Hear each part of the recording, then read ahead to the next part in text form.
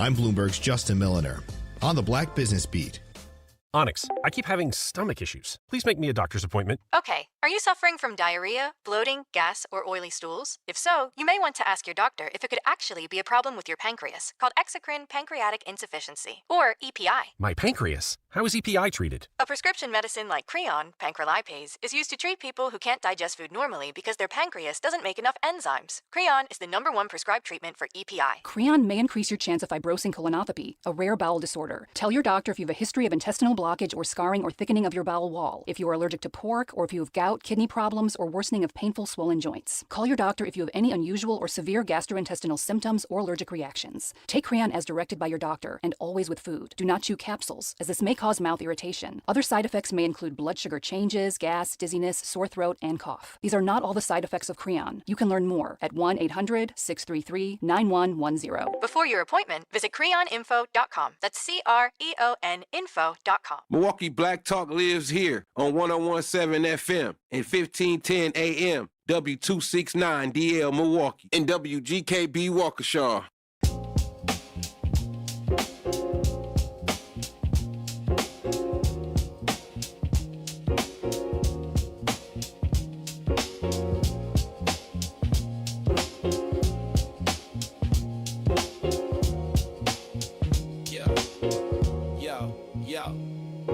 He steps to the mic with a boom ping ping. Wisdom sharper than a beast's fierce sting.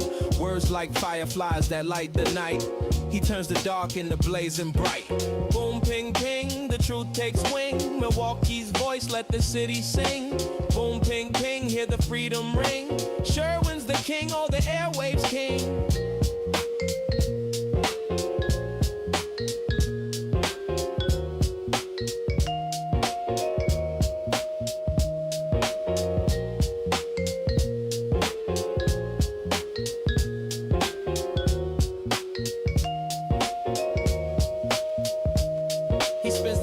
Shake the ground, unveils the truth where lies abound. Politics, justice, social streams. He molds the chaos into dreams. No silence here, just the sound of change. Boom, ping, ping, rearrange. Boom, ping, ping, the truth takes wing. Milwaukee's voice, let the city sing.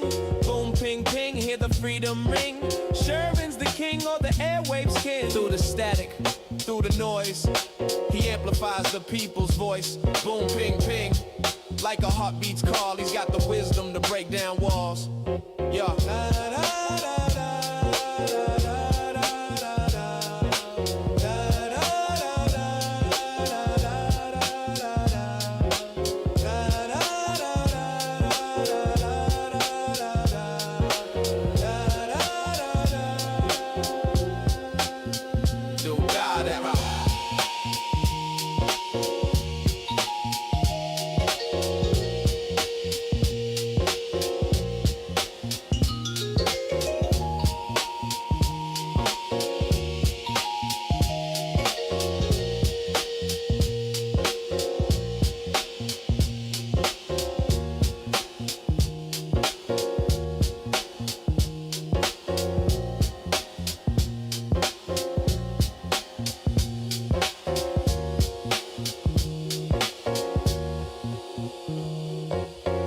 Good morning. Welcome to the program. Today is Monday, July 20th, 2026, and over the weekend we had an interesting turn of events. David Crowley has jumped back into the race for governor, and he got the coveted endorsement of Tony Evers, and I do want to discuss what that potentially means for the duration of the field. Can you guys hear me? Because for some reason I cannot hear myself. There's always a technical difficulty going on. Xavier is now in the studio. Xavier, come get on camera. You don't want to get on camera? Is it my headphones, maybe? Hold on.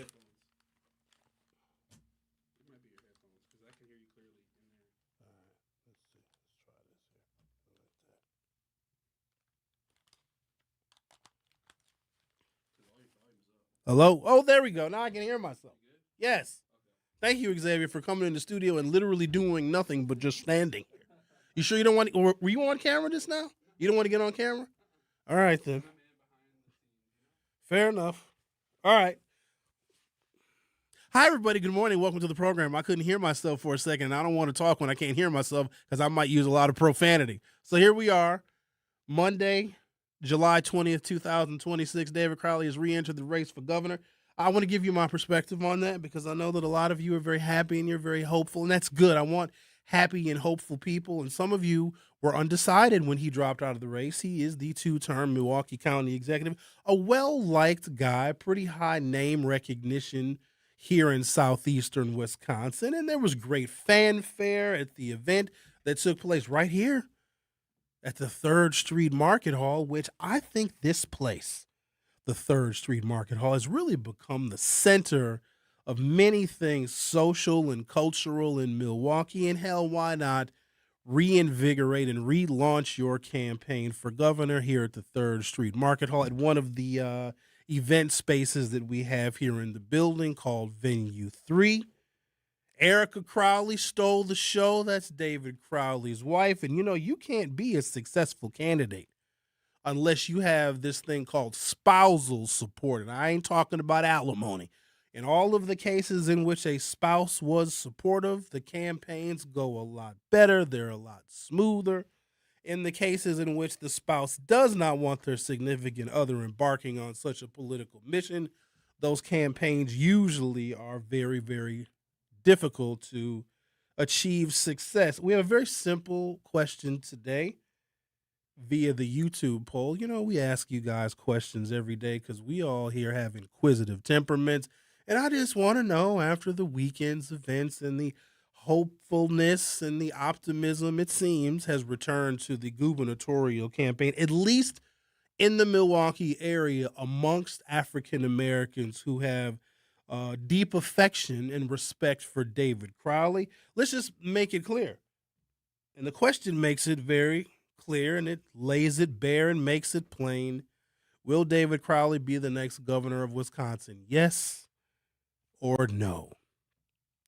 I am going to go a little bit deeper than most, and I'm going to look at a lot of the issues that are taking place in Milwaukee, Black Milwaukee in particular, where it just seems like things are not going very well. Violence is up. Our entertainment districts, it seems, are under threat.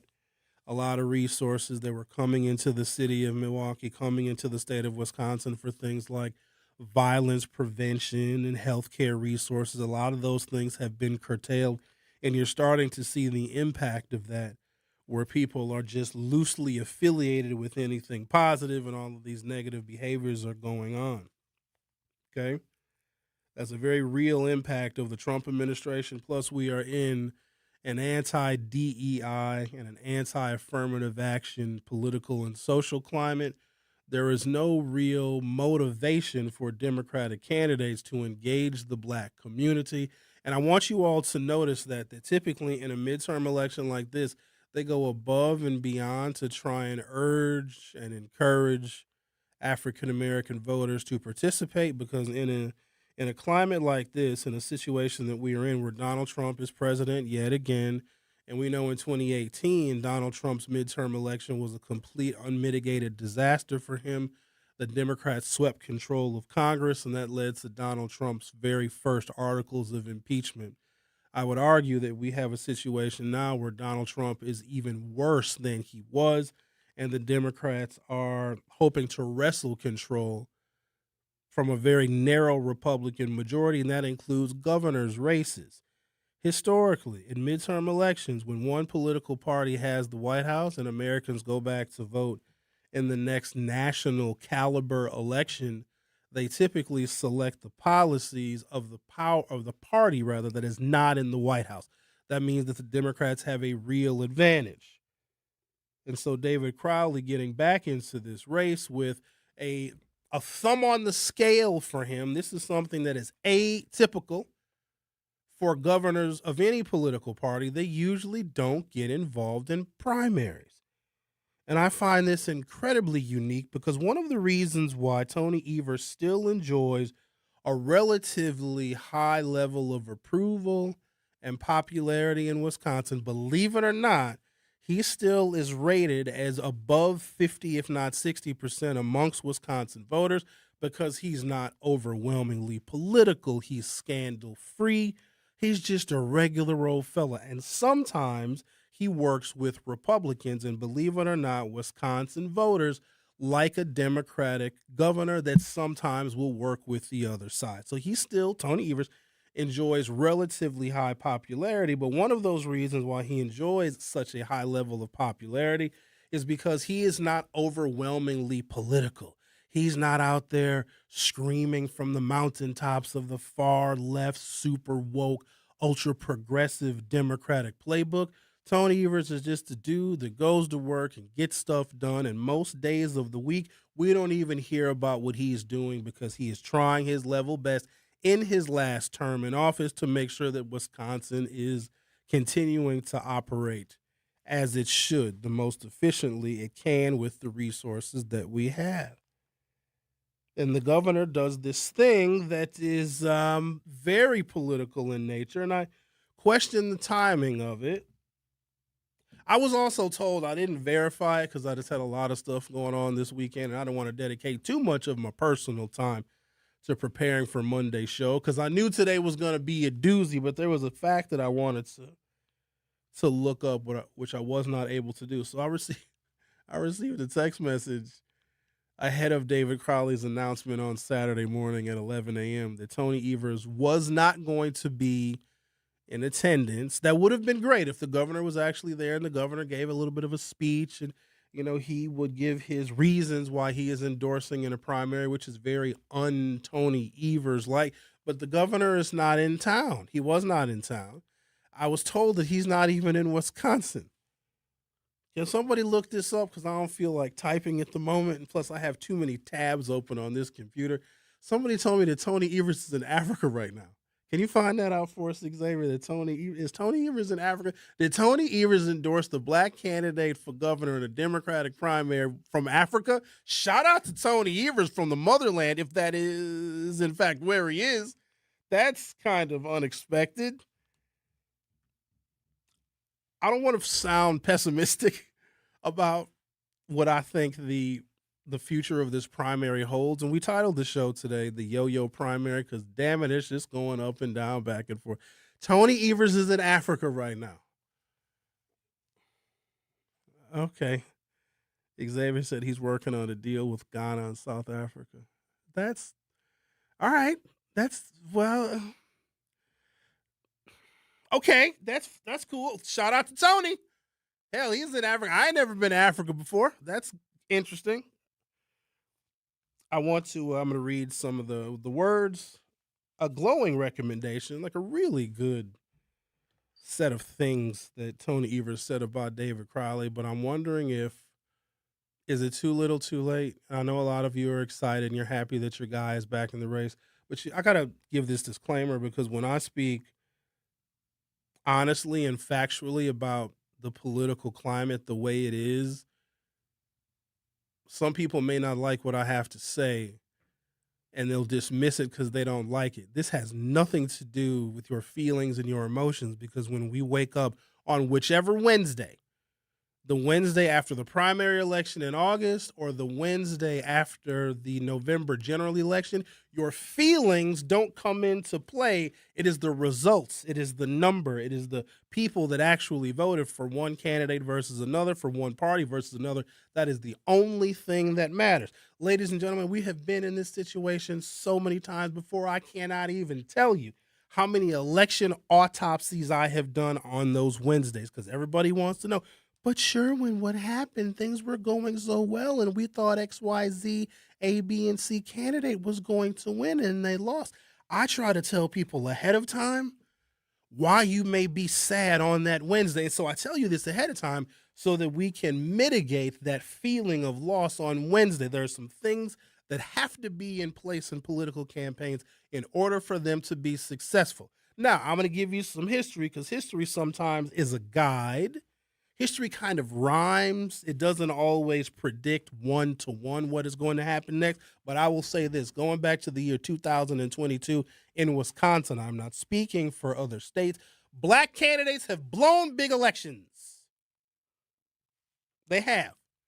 Mandela blew a big election in 2022. You know who else blew a big election in 2024?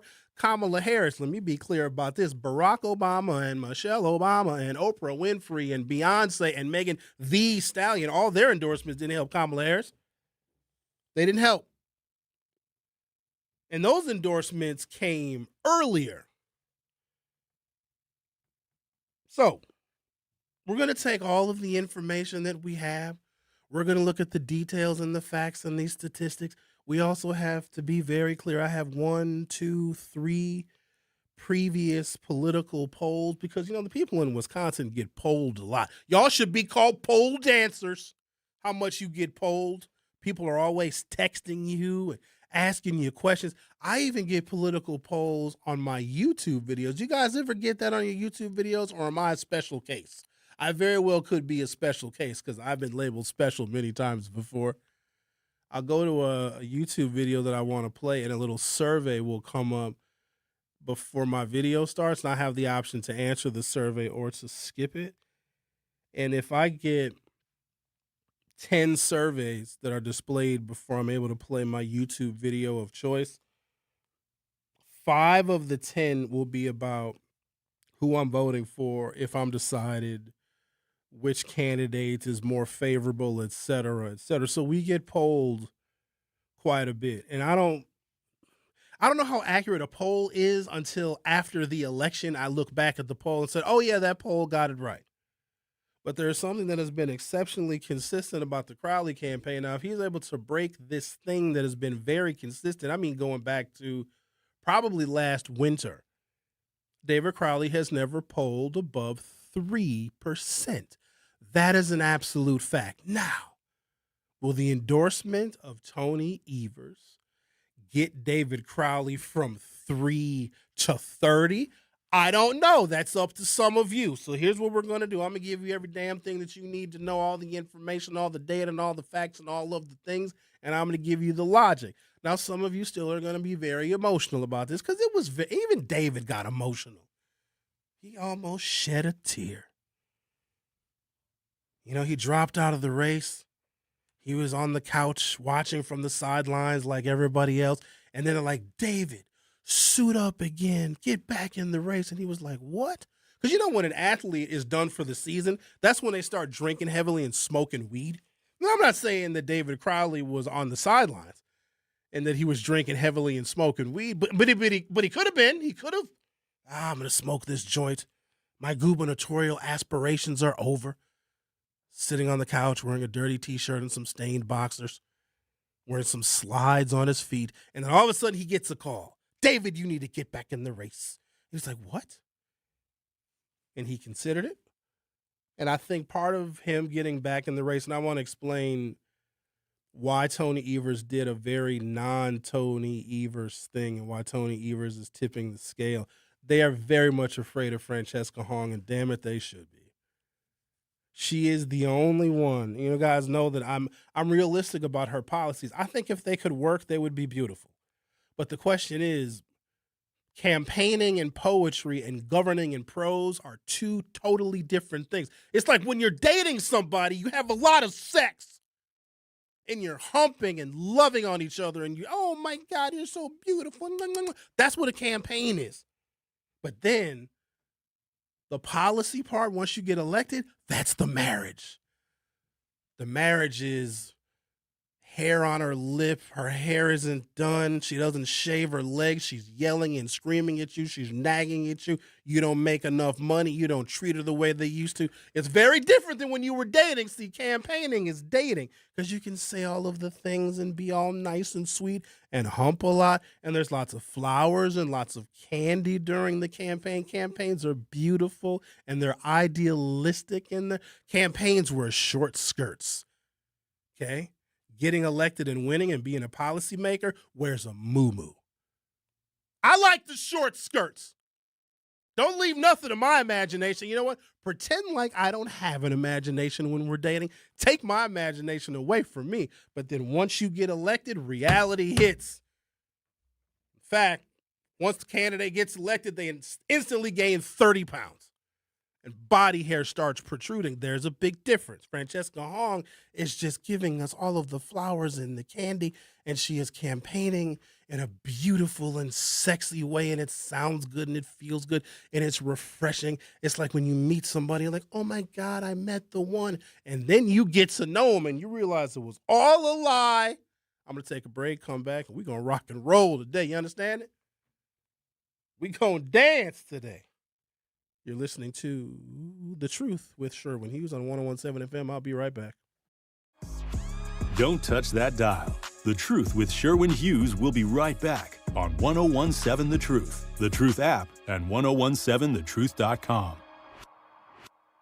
And here's Heather with the weather. Well, it's beautiful out there, sunny and 75, almost a little chilly in the shade. Now, let's get a read on the inside of your car. It is hot. You've only been parked a short time and it's already 99 degrees in there. Let's not leave children in the back seat while running errands. It only takes a few minutes for their body temperatures to rise, and that could be fatal. Cars get hot, fast, and can be deadly. Never leave a child in a car. A message from NHTSA and the Ad Council. Babes, what are you doing? What? I'm just mowing the lawn. No, it's blazing hot and dry out here. Don't you remember? Smokey Bear says, avoid using power equipment when it's windy or dry. Where'd you learn this? Oh, it's on SmokeyBear.com, with many other wildfire prevention tips. Right. Thanks, honey bear. 'Cause remember, only you can prevent wildfires.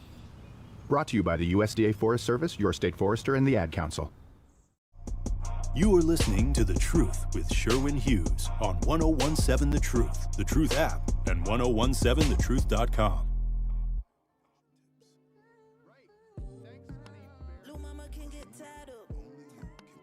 Whatever position she want. Oh, I hope you get me fed up. 'Cause I got my eye on something that I can fiddle and I can nibble. Our telephone number, if you're so inclined to call or whatever, is 833-212-1017, 833-212-1017. A lot of you are very happy that David Crowley got back in the race. He's now a contender once again. So I did not view the entire press conference. For what? For why? I watched like 30 seconds of it just to see who was there, see who was on stage with him. It was a decent looking little crowd or whatever. He doesn't have a campaign. And I'm going to give you some details as to why I believe that. And once I share these details with you, you likely will agree. When you have reinvigorated life injected back into your campaign, this campaign went from flatlining to now it has a pulse, a pretty strong pulse, actually. There was a campaign that actually died in the operating room. Now that campaign has made a miraculous recovery. It's not flatlined anymore. There's a strong heartbeat. In fact, if David Crowley's campaign was a patient in the hospital, they're walking around the hospital now. They were flatlined before. Now they're walking around with their ass out in the gown. You ever done that before? You ever walked around the hospital with your ass out in the gown? It's a very liberating feeling. And here's the thing. Nobody stops you. Maybe a nurse will be like, excuse me, come here, sir, come here. Can you please come here? And I pretend like I don't know what they're saying. Huh? Who are you talking to? You talking to me? Just ass. Just because I don't care. But plus, people in hospitals have seen it all. You know, you're walking around, you got your IV on that pole with the wheels on it. You're just walking around and just ass. No underwear, of course. Why would you wear underwear in the hospital? That's silly.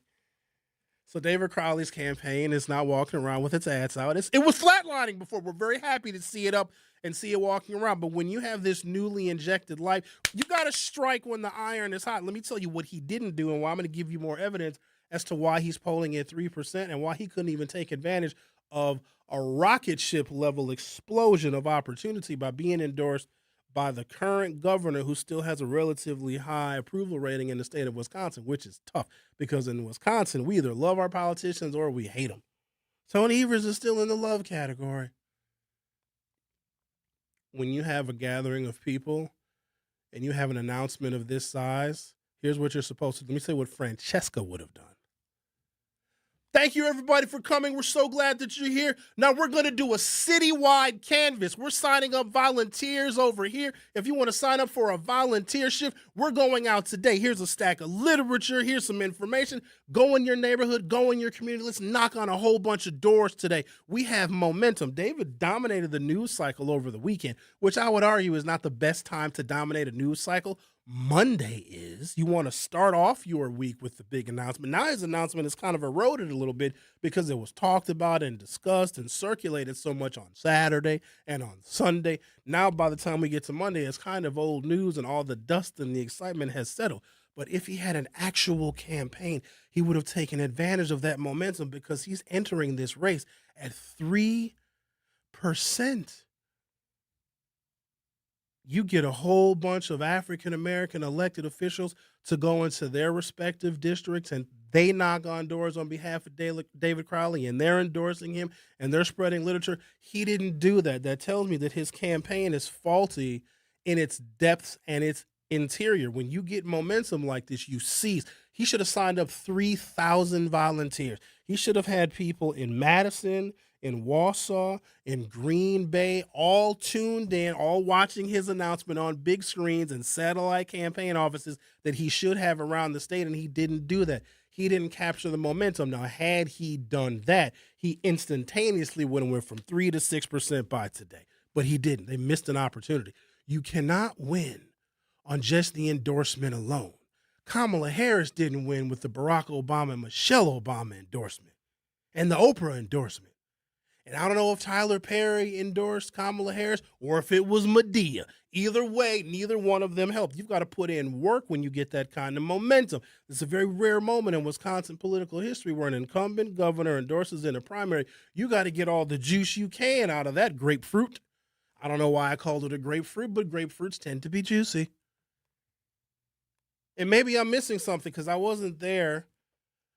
I wasn't here at the 3rd Street Market Hall, Venue 3, where David did his announcement. Did they sign up volunteers? Did they go out canvassing? Did they do a citywide canvass after the announcement? Did they motivate people to go out immediately on a beautiful and warm, somewhat smoky Saturday morning to go and talk to voters and engage voters and let everybody in Milwaukee County know and Racine County know and Kenosha County know that David Crowley is back in the race and we're going to knock on your door. We're going to talk to you where you're at. Was there any dispatching of people to the barbershops and the beauty salons? Because you know that's where the blacks go on the weekends. Did any of that take place? Maybe it did. I was just unaware of it.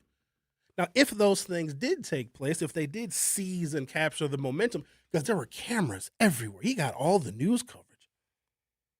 What I wanted him to say is, like, this is a wonderful thing, but I'm going to earn this endorsement. We've got some work to do, and I want you all to help me. I want everybody, let's meet at the 3rd Street Market Hall. Everybody come and get some literature. I want you to knock on some doors. We want you to sign up for volunteer shifts. We want you to make telephone calls. Come and join this reinvigorated campaign that was flatlining, and now it's up walking around again. If he didn't do that, he doesn't deserve to win. And that's just basic political science, campaign mechanics 101. If you get that kind of opportunity where you get an endorsement as big as the governor's, and you don't sign people up to join the fight. Now, he raised a bunch of money. Here's something else. I says, okay, if you're going to run a PR kind of political campaign, then he would need to be on television by the end of the weekend. I have not seen his ads on television. And maybe they are. Maybe they're running out state. This man is going to have better than $1 million to spend in, 3 weeks? That's a decent amount of money. You can flood the airwaves with every single positive commercial, every flattering look at him and his family. You can take excerpts from his wife, because in Wisconsin, we like the spouse. We do. The spouse sometimes gives more credibility to the candidate. There was so much missed opportunity. But all this shows me is that he's not ready. If I was campaign manager, oh my God, I would have just taken this and blown it up. We're going to use this momentum to get volunteers, and yes, we're going to raise money, and we're going to do canvassing shifts every single day through August 11th. We're going to knock on doors until the last poll closes at 8 p.m. on August 11th.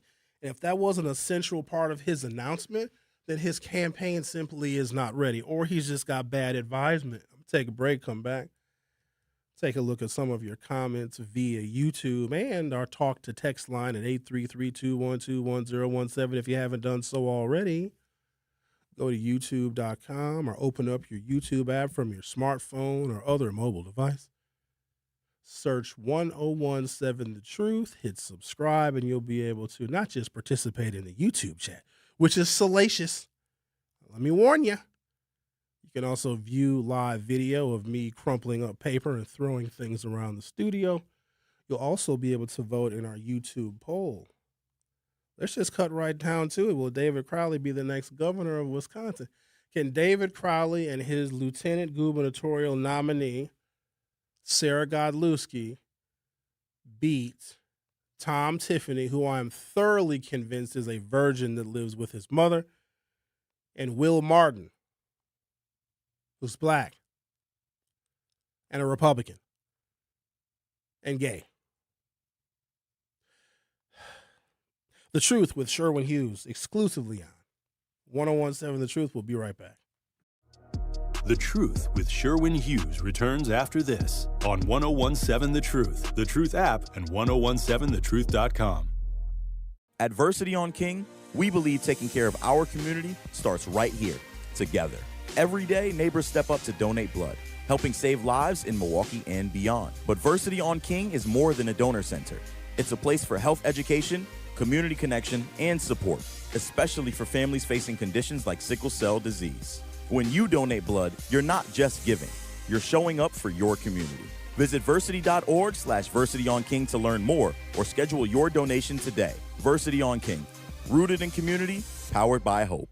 In Milwaukee County, equity means making sure everyone has a real chance to thrive. That's why the Milwaukee County Office of Equity works to help remove barriers, strengthen community connections, and support fair access to opportunities across Milwaukee County. Want to learn what they do, explore resources, or find ways to get involved? Just search Milwaukee County Office of Equity online. Milwaukee County Office of Equity, advancing equity for all Milwaukee County residents. For more information, search Milwaukee County Office of Equity online. When a warrior faces adversity, he fights through it. He finds a way. Freedom isn't free. Rolling strong. Belief. Believe you can, and you will. Wheelchairs for Warriors provides mobility solutions to veterans and first responders injured in the line of duty. Join the mission and visit wheelchairsforwarriors.org. Here's the deal. We gotta set ourselves up. See, retirement is the long game. We gotta make moves and make them early. Set up goals. Don't worry about a setback. Just save up and stack up to reach them. Let's put ourselves in the right position. Pre-game to greater things. Start building your retirement plan at thisispretirement.org. Brought to you by AARP and the Ad Council. For 75 years, the Muscular Dystrophy Association's voices have thundered through the halls of Congress. For 75 years, we've willed the impossible into existence. For 75 years, the MDA community has pushed the science, shifted the narrative, and established the field of neuromuscular medicine. And until that day when this is all a thing of the past, you couldn't stop us if you tried. Join us and celebrate 75 years of breakthroughs at MDA75.org. You are listening to The Truth with Sherwin Hughes on 1017 The Truth app, and 1017thetruth.com.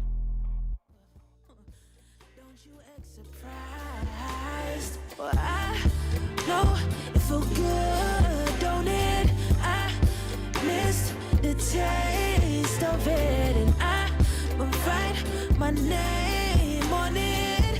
My only plan for the night is come till you cry. Welcome back to the program. Going through little details of David Crowley getting back into the race for governor. It's exciting for a lot of folks. The African-American community in Milwaukee wasn't sure which direction it was going to go in. I gave my perspective on things, that there's one candidate in particular that I know the Republicans are afraid of. They're not afraid of Francesca Hong.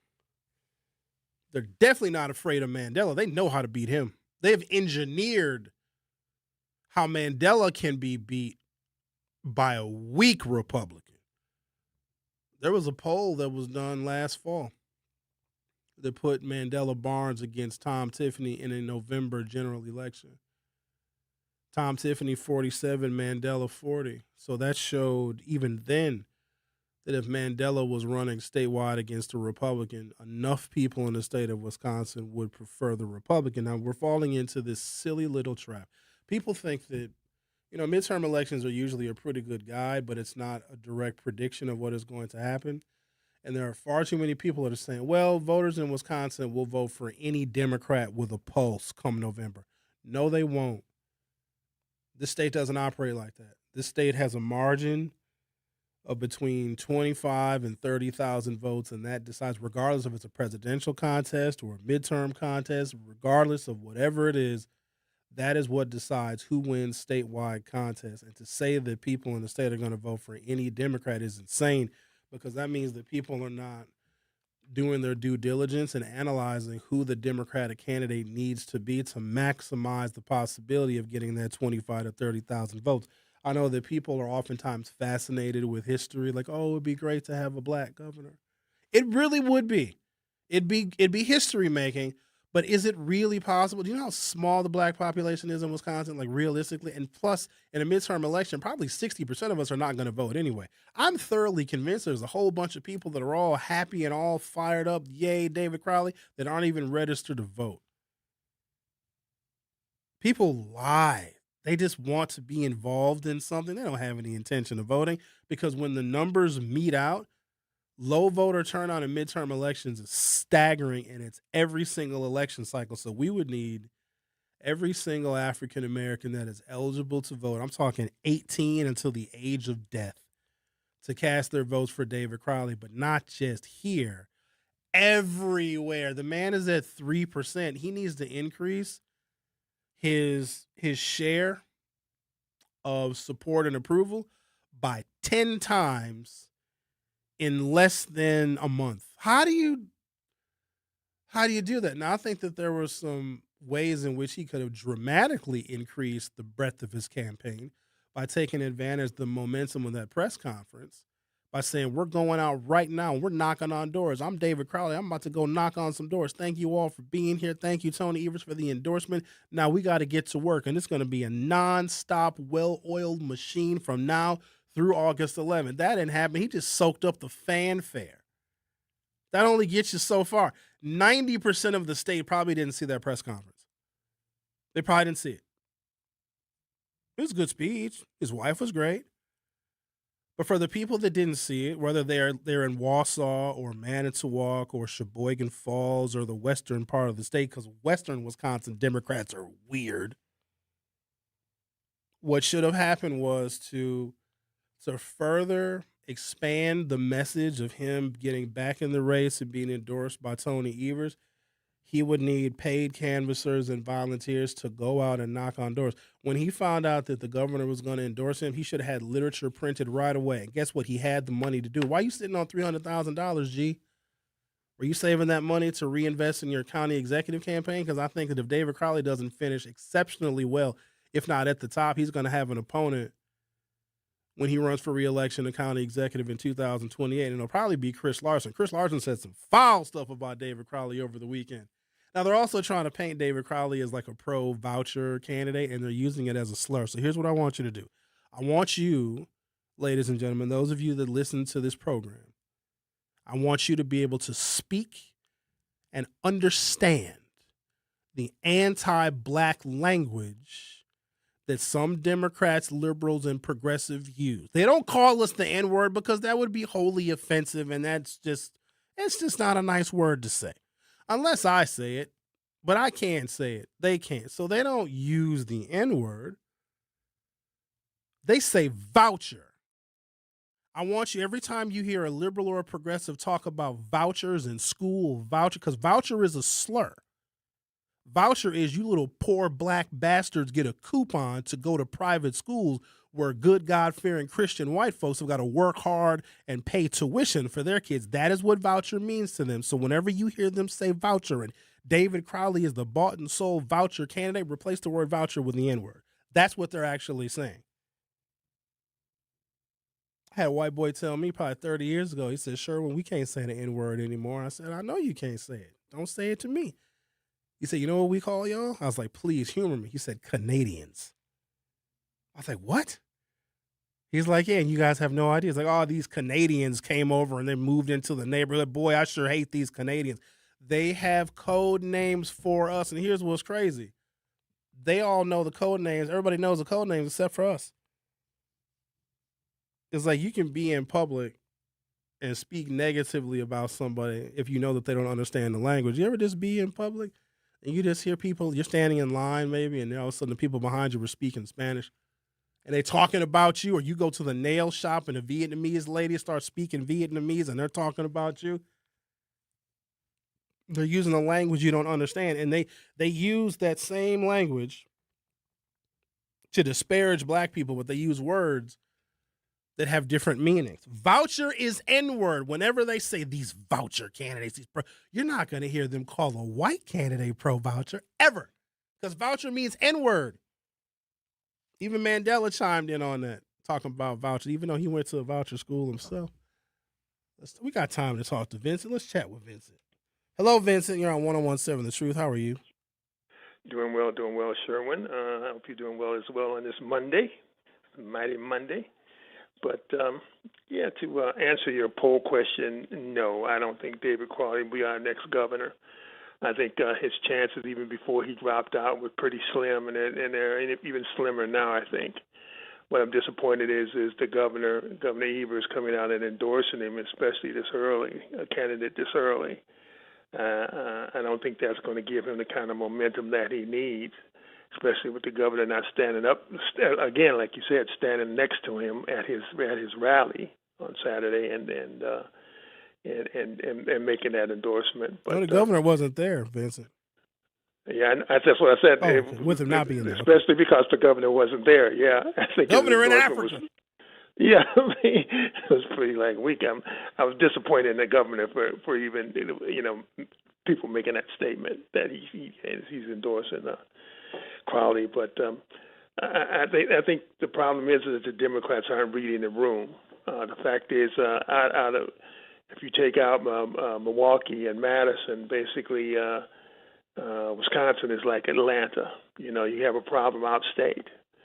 And so you just don't have a chance, especially when you're coming from Milwaukee County, a county who doesn't have a county exec who doesn't have a really stellar record, or a county that's not doing very well. And what is he going to run on? The fact is that they're talking about cutting buses again and things of that sort. So it's like. I don't see his chances of being governor is very high. In fact, I don't see most of the candidates from Mandela Barnes on down, their chances being very high either. I think the Democrats missed an opportunity here. I know you can't tell people they can't run, but I think the fact is that I think they should have took all this time while Governor Evers was governor. That they needed to, to bring out some better candidates than they've had, that they have now.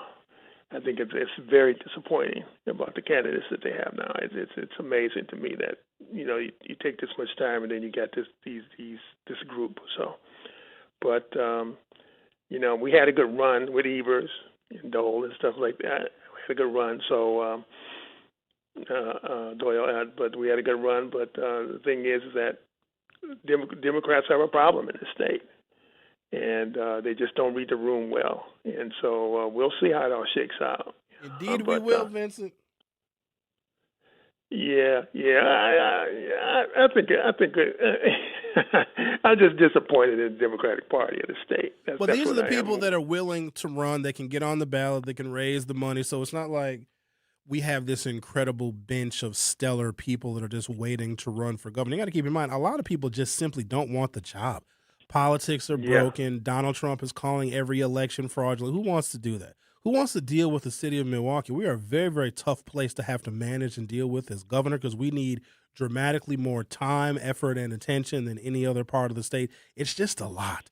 And so these are the people, and I give them all credit for wanting to step up and run, but you're not going to get the best of the best because the best of the best are living their best lives in the private sector and making real money and still being able to enjoy some kind of anonymity and privacy, because if you're governor of this state, everything you do, every step you take, every move you make is highly analyzed and also scrutinized. But Vincent, I appreciate your call.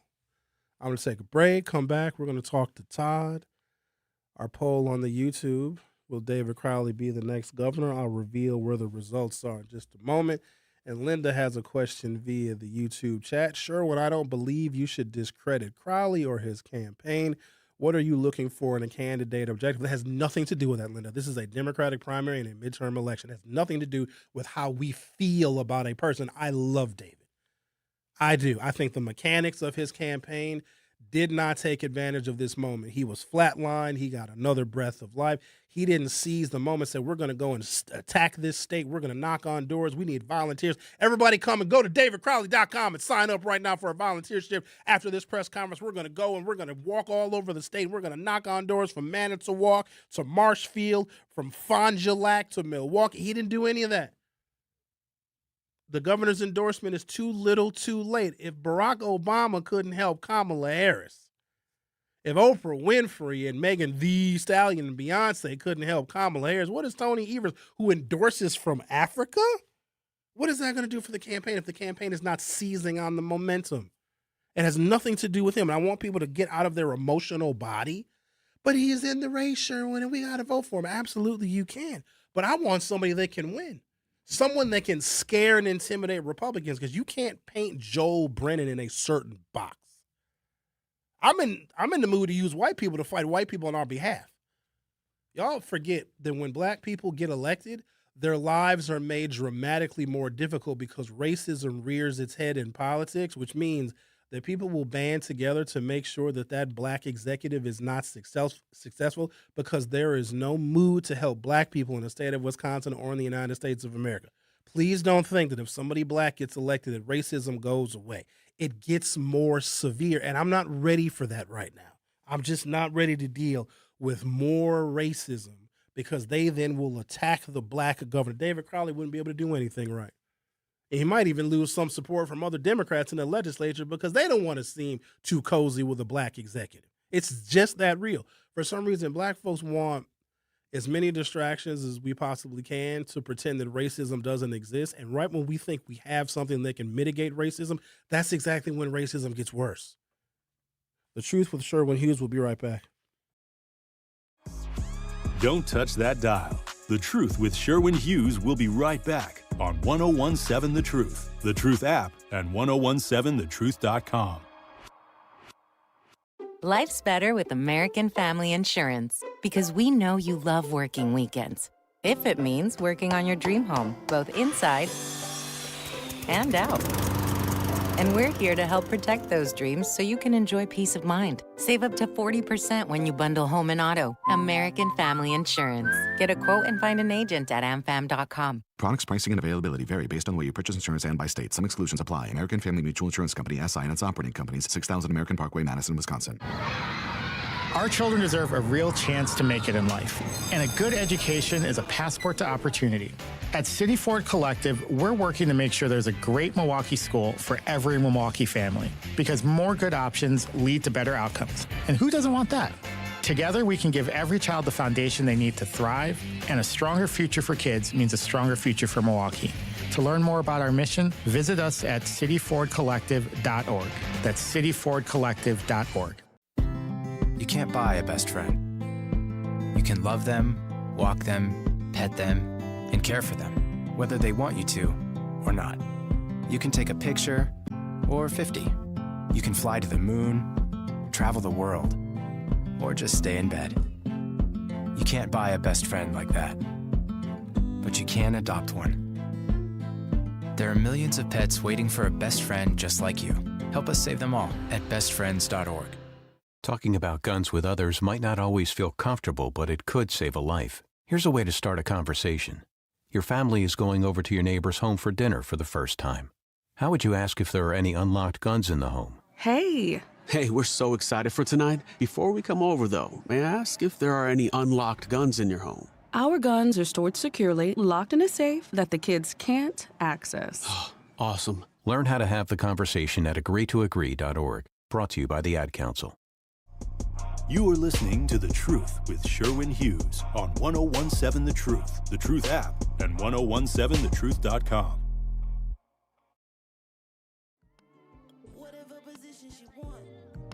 Oh, I hope you get me fed up.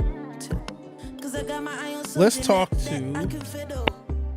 Hello, Todd. Thank you for holding. How are you? Hey, good morning. Good morning. Get you off speak. I was listening to Vincent, I think his name was, and you were talking previously before he got on about the code word voucher. Yep. And I'm just cracking up.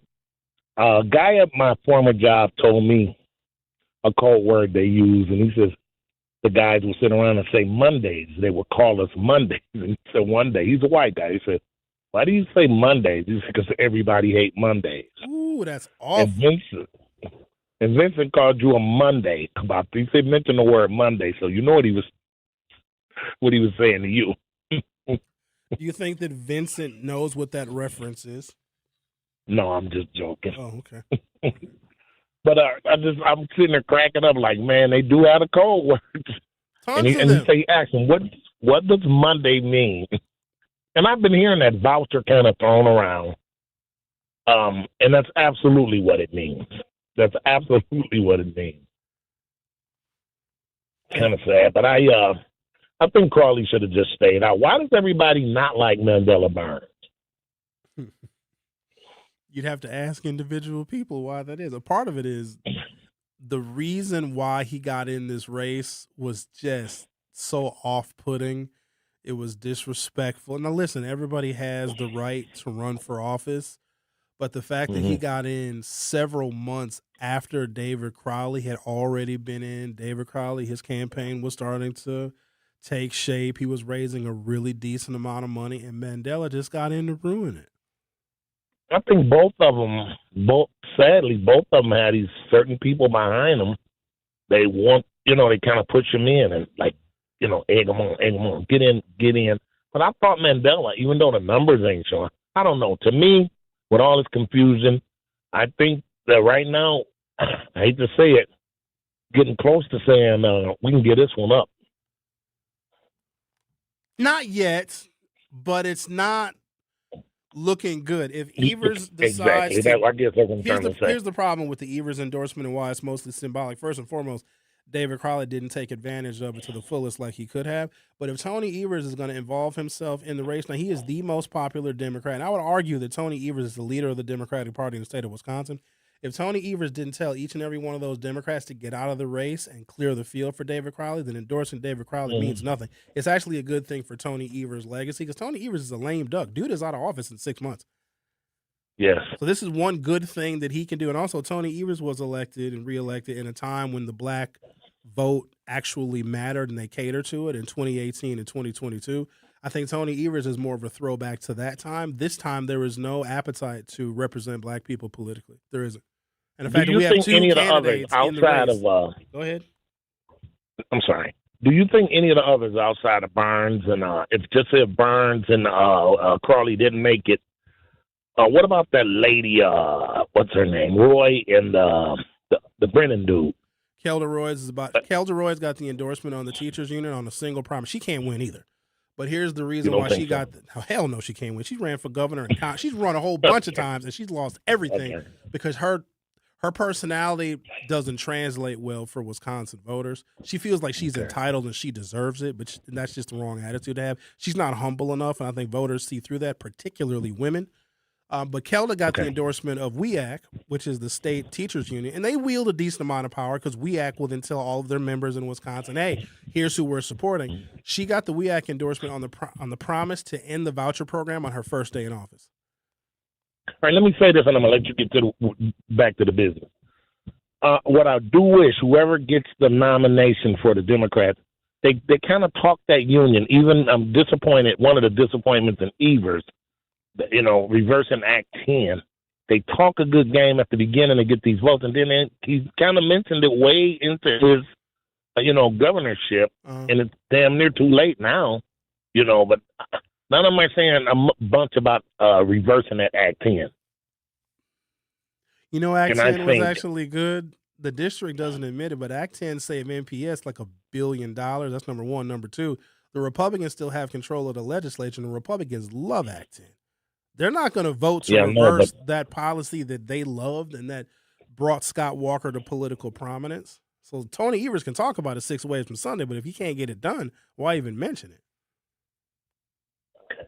But now, and then lastly, if that Roy, with what you said, if she called you and say, voucher, please, would you be offended? I wouldn't. She wouldn't call me, so we ain't got to worry about that. I'm just kidding. I'm just messing. Clearly, I'm not in a joking mood. Thank you, Todd. Appreciate your references and your calls. Joel Brennan will be in studio on Wednesday. Boy, oh boy, does he got some big shoes to fill. I feel bad for Joel and all this because he's the only one that the Republicans are actually afraid of. He'll be in here with us on Wednesday. The Truth with Sherwin Hughes will be back for hour 2. The Truth with Sherwin Hughes returns after this on 1017 The Truth app, and 1017thetruth.com. Are you looking for a place to shop that offers a fair market price? Or how about a place that is clean with a friendly atmosphere, has been recently remodeled? You need to visit Century Food Store on 92nd and Lisbon Avenue. They offer a wide variety of grocery items, meats, and fresh vegetables at a fair market price. And don't forget the hot food section, which offers soul food, Indian, and Mexican foods. So what you waiting for? You can also order groceries through DoorDash, Uber Eats, and Instacart, or stop by Century Foods at 92nd and Lisbon Avenue today. My mom has decided to learn to paint, and she's good. My dad's now into creative cuisine, and I've already put on 6 pounds. Learning new things comes with age. My mom? She started forgetting my name and what we're talking about. Forgetting well-known things doesn't. Memory loss may be a sign of Alzheimer's disease. Early detection gives you and your loved one time to plan for the future. Learn the warning signs of Alzheimer's at 10signs.org. Brought to you by the Alzheimer's Association and the Ad Council. The possibility of lung cancer can be pretty scary, especially if you're one of approximately 8 million current or former smokers at high risk. That's why SaveByTheScan.org wants you to know that now there's a breakthrough low-dose CT scan that can detect lung cancer early, and it only takes 60 seconds. You stop smoking, now start screening. For an easy quiz to see if you're eligible, visit SaveByTheScan.org. It could save your life. SaveByTheScan.org is brought to you by the American Lung Association's Lung Force Initiative and the Ad Council.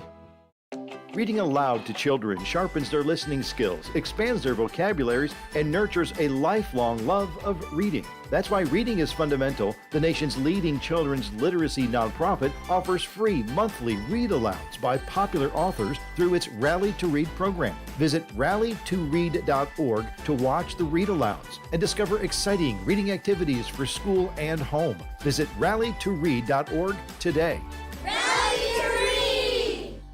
We asked parents who adopted teens to share their journey. When I met both of them, it was like my missing pieces were found. Like it was just like an instant, these are my kids. If you're considering adopting a teen, just do it. Kids need families. I don't care the age, everybody deserves a family. Learn about adopting a teen from foster care. Visit adoptuskids.org to learn more. A message brought to you by Adopt US Kids, the U.S. Department of Health and Human Services, and the Ad Council. Not completing high school is more of a social thing than it was an academic thing. Even though all these years have passed, I still had that longing to have my diploma. At age 30, Carissa finished her high school diploma. If you're even considering getting your high school diploma, you can do it. No one gets a diploma alone. If you're thinking of finishing your high school diploma, you have help. Find free adult education classes near you at finishyourdiploma.org. That's finishyourdiploma.org. Brought to you by the Dollar General Literacy Foundation and the Ad Council. Milwaukee Black Talk lives here on 1017 FM and 1510 AM, W269DL Milwaukee, and WGKB Waukesha. You are listening to The Truth with Sherwin Hughes on 1017 The Truth App, and 1017thetruth.com.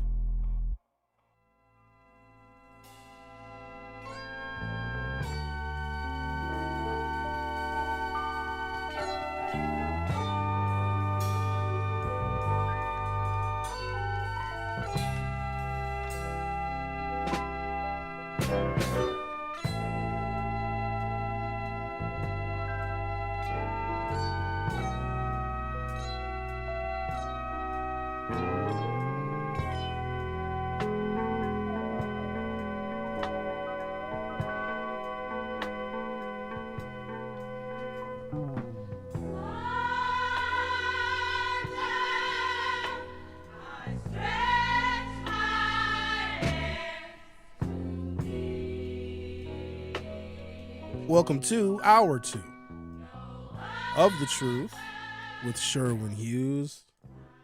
Doing a bit of a deep dive. I'm going to go a little bit deeper because I want people to unequivocally be informed as possible.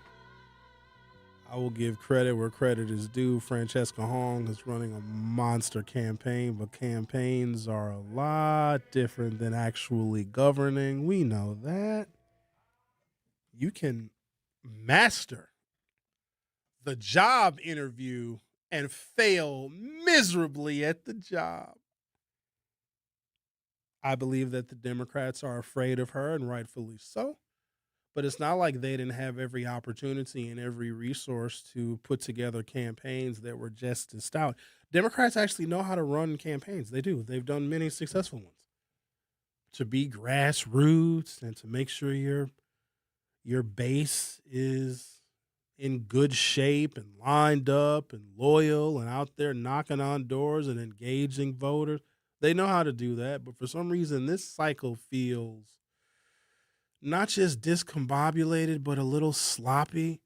It seemed like a free-for-all, which is evidence of a broken Democratic Party. So whenever you have a crowded primary, whether it be for president or whether it be for governor, the more people you have in a primary, that symbolizes that the party needs a new direction and everyone has their idea of what the direction is.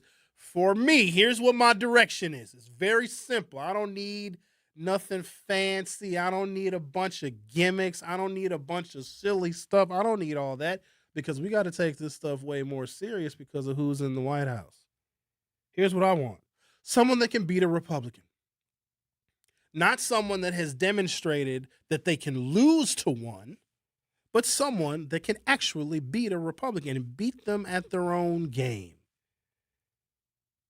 I take the 1996 re-election campaign of Bill Clinton as arguably one of the most cunning, successful, overwhelmingly intelligent political campaigns that the Democrats have ever run. That's why James Carville, who was damn near 90 years old and completely out of his mind, but I love him to death, he was the architect of, it's the economy, stupid. And I promise you, every single successful candidate that has run for public office and won has used that line from James Carville. People going to vote where the money is at, where their pocketbooks are at. And if people are broke, they're going to be very, very desperate, and they may try something political that might be unorthodox because that pocket ain't going to lie to you. Unless you're Sarah Rodriguez. Are you still a fan? Still a fan of? James Carville. I like his perspective because I think he tells Democrats what they need to hear. But Xavier, you're not a Democrat though, so I don't know if I'm a Democrat. No, you're not. No, you're not. You're a Democrat. I vote for all Democrats. That don't mean nothing. I can go to Lacage and not be homosexual. You know what I mean? You can vote for Democrat. I don't mean that you are one. I'm a Democrat. Fair enough. I'm an FDR Democrat. Thank you, Xavier. Thanks. Appreciate that. Democratic Socialists, though, regardless of what you call yourself, are not Democrats, and they take advantage of a system that is broken. Bernie Sanders did it. We learned this less than 10 years ago. Bernie Sanders won a Democratic primary for president in 2016, mostly because Hillary Clinton was weak, and then she went on to lose the presidential contest. But in 2016, we didn't know what direction we were going to go. What do you do after 2 terms of Barack Obama? The Democrats are like, we don't have anyone even remotely close to a Barack Obama and or a Joe Biden. 2016, had Joe Biden run for president, he would have won. But the reason why he didn't run is because his son had just died from brain cancer. And Joe was all messed up. You know, Joey used to take I call him Joey. Well, I interviewed him. I can call him Joey. Former President Biden used to take the train home every single night from Washington, D.C. back to Delaware so he could tuck his boys in. Because, you know, he lost his wife and I think another child in a car accident. So he was like, I don't care if I'm working, and he lost a daughter. That's right. He's like, I don't care if I'm working in Washington, D.C. I'm coming home to my boys every single night. So they were all real close. Hunter Biden, of course, went off the deep end, which, sometimes that happens when you have a traumatic thing happen in your childhood. Shout out to Hunter Biden and all of his hoes and cocaine. But Joe Biden was so torn up by the death of his son, Beau, from brain cancer that he's just, a campaign will take everything out of you. You got to be firing on all cylinders personally and professionally because it is grueling, especially in this country.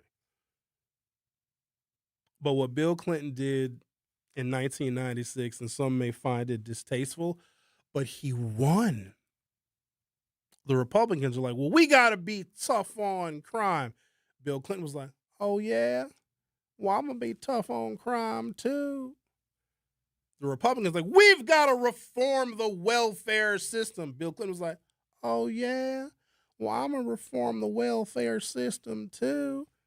Bill Clinton ran a Democratic campaign that stole all of the thunder and all of the talking points and all of the legislative priorities of the Republicans, but still maintained his Democratic credentials. Bill Clinton did what he needed to do to beat Republicans.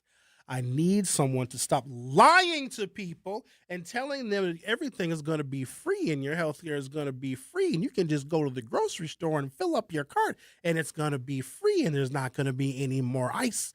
There's not going to be any more immigration and customs enforcement, and there's not going to be any more police, and we're going to let everybody out of prison, and inflation is going to go down to zero, and gasoline is going to cost 1 penny for 10 gallons. Because people actually believe that. You would be shocked at what people believe when they're economically vulnerable. They would actually believe that Donald Trump is a businessman and he's going to get this country back right again. The American people, the American voter, not as smart as you think. Not very smart. No shade to the American voter, but sometimes you have to tell the voter what to think. And when people are in a bad situation, when they're jobless, when they're hopeless, when everything is too expensive, the things you say to make that voter whole, they're like, oh, well, might as well try it. I posted a short, little short YouTube video on the Hughes Views 414 YouTube page. That's my YouTube page where I do evening broadcasts where I go, a little bit off script during my evening broadcast. And so I'm seeing a commercial now. It's from an outside group. Now, I know Francesca Hong, she probably denounces expenditures by outside groups, but they have freedom of speech as well. Companies and corporations, they can get involved in elections because the Supreme Court has granted them the ability to do so through Citizens United, and we may not like it, but that's just the way of the world these days. And it's saying that Francesca Hong will fix public education. Please, good God, I get so angry because I know how they're lying to you. If in places like Madison, and I don't know, Green Bay and other metropolitan areas in the state, public schools are graduating better than 95% of their kids. You know that Wisconsin still ranks pretty high when it comes to ACT scores, unless, of course, you're black. Public education actually works in a lot. Now, is it perfect? It is not. Could it use a refresher for the 21st century? Probably. But in a lot of places, it actually works. And if you are promoting public education and supporting public education, you got to think about what you are saying for black children, black families in Milwaukee, where our kids literally can't read. And if you suggest an alternative for those black families, you basically are the political devil, because the voucher program is politically and racially charged because it allows, you got to keep in mind, people don't like black people. Do you guys understand that? Do we know that we're not liked? Do we know that every time there's a shooting or a fight video on Brady Street that you all feel so comfortable sharing, they hate us more and want to represent us less? Do you know when black people walk into a restaurant, servers will fight and sometimes quit?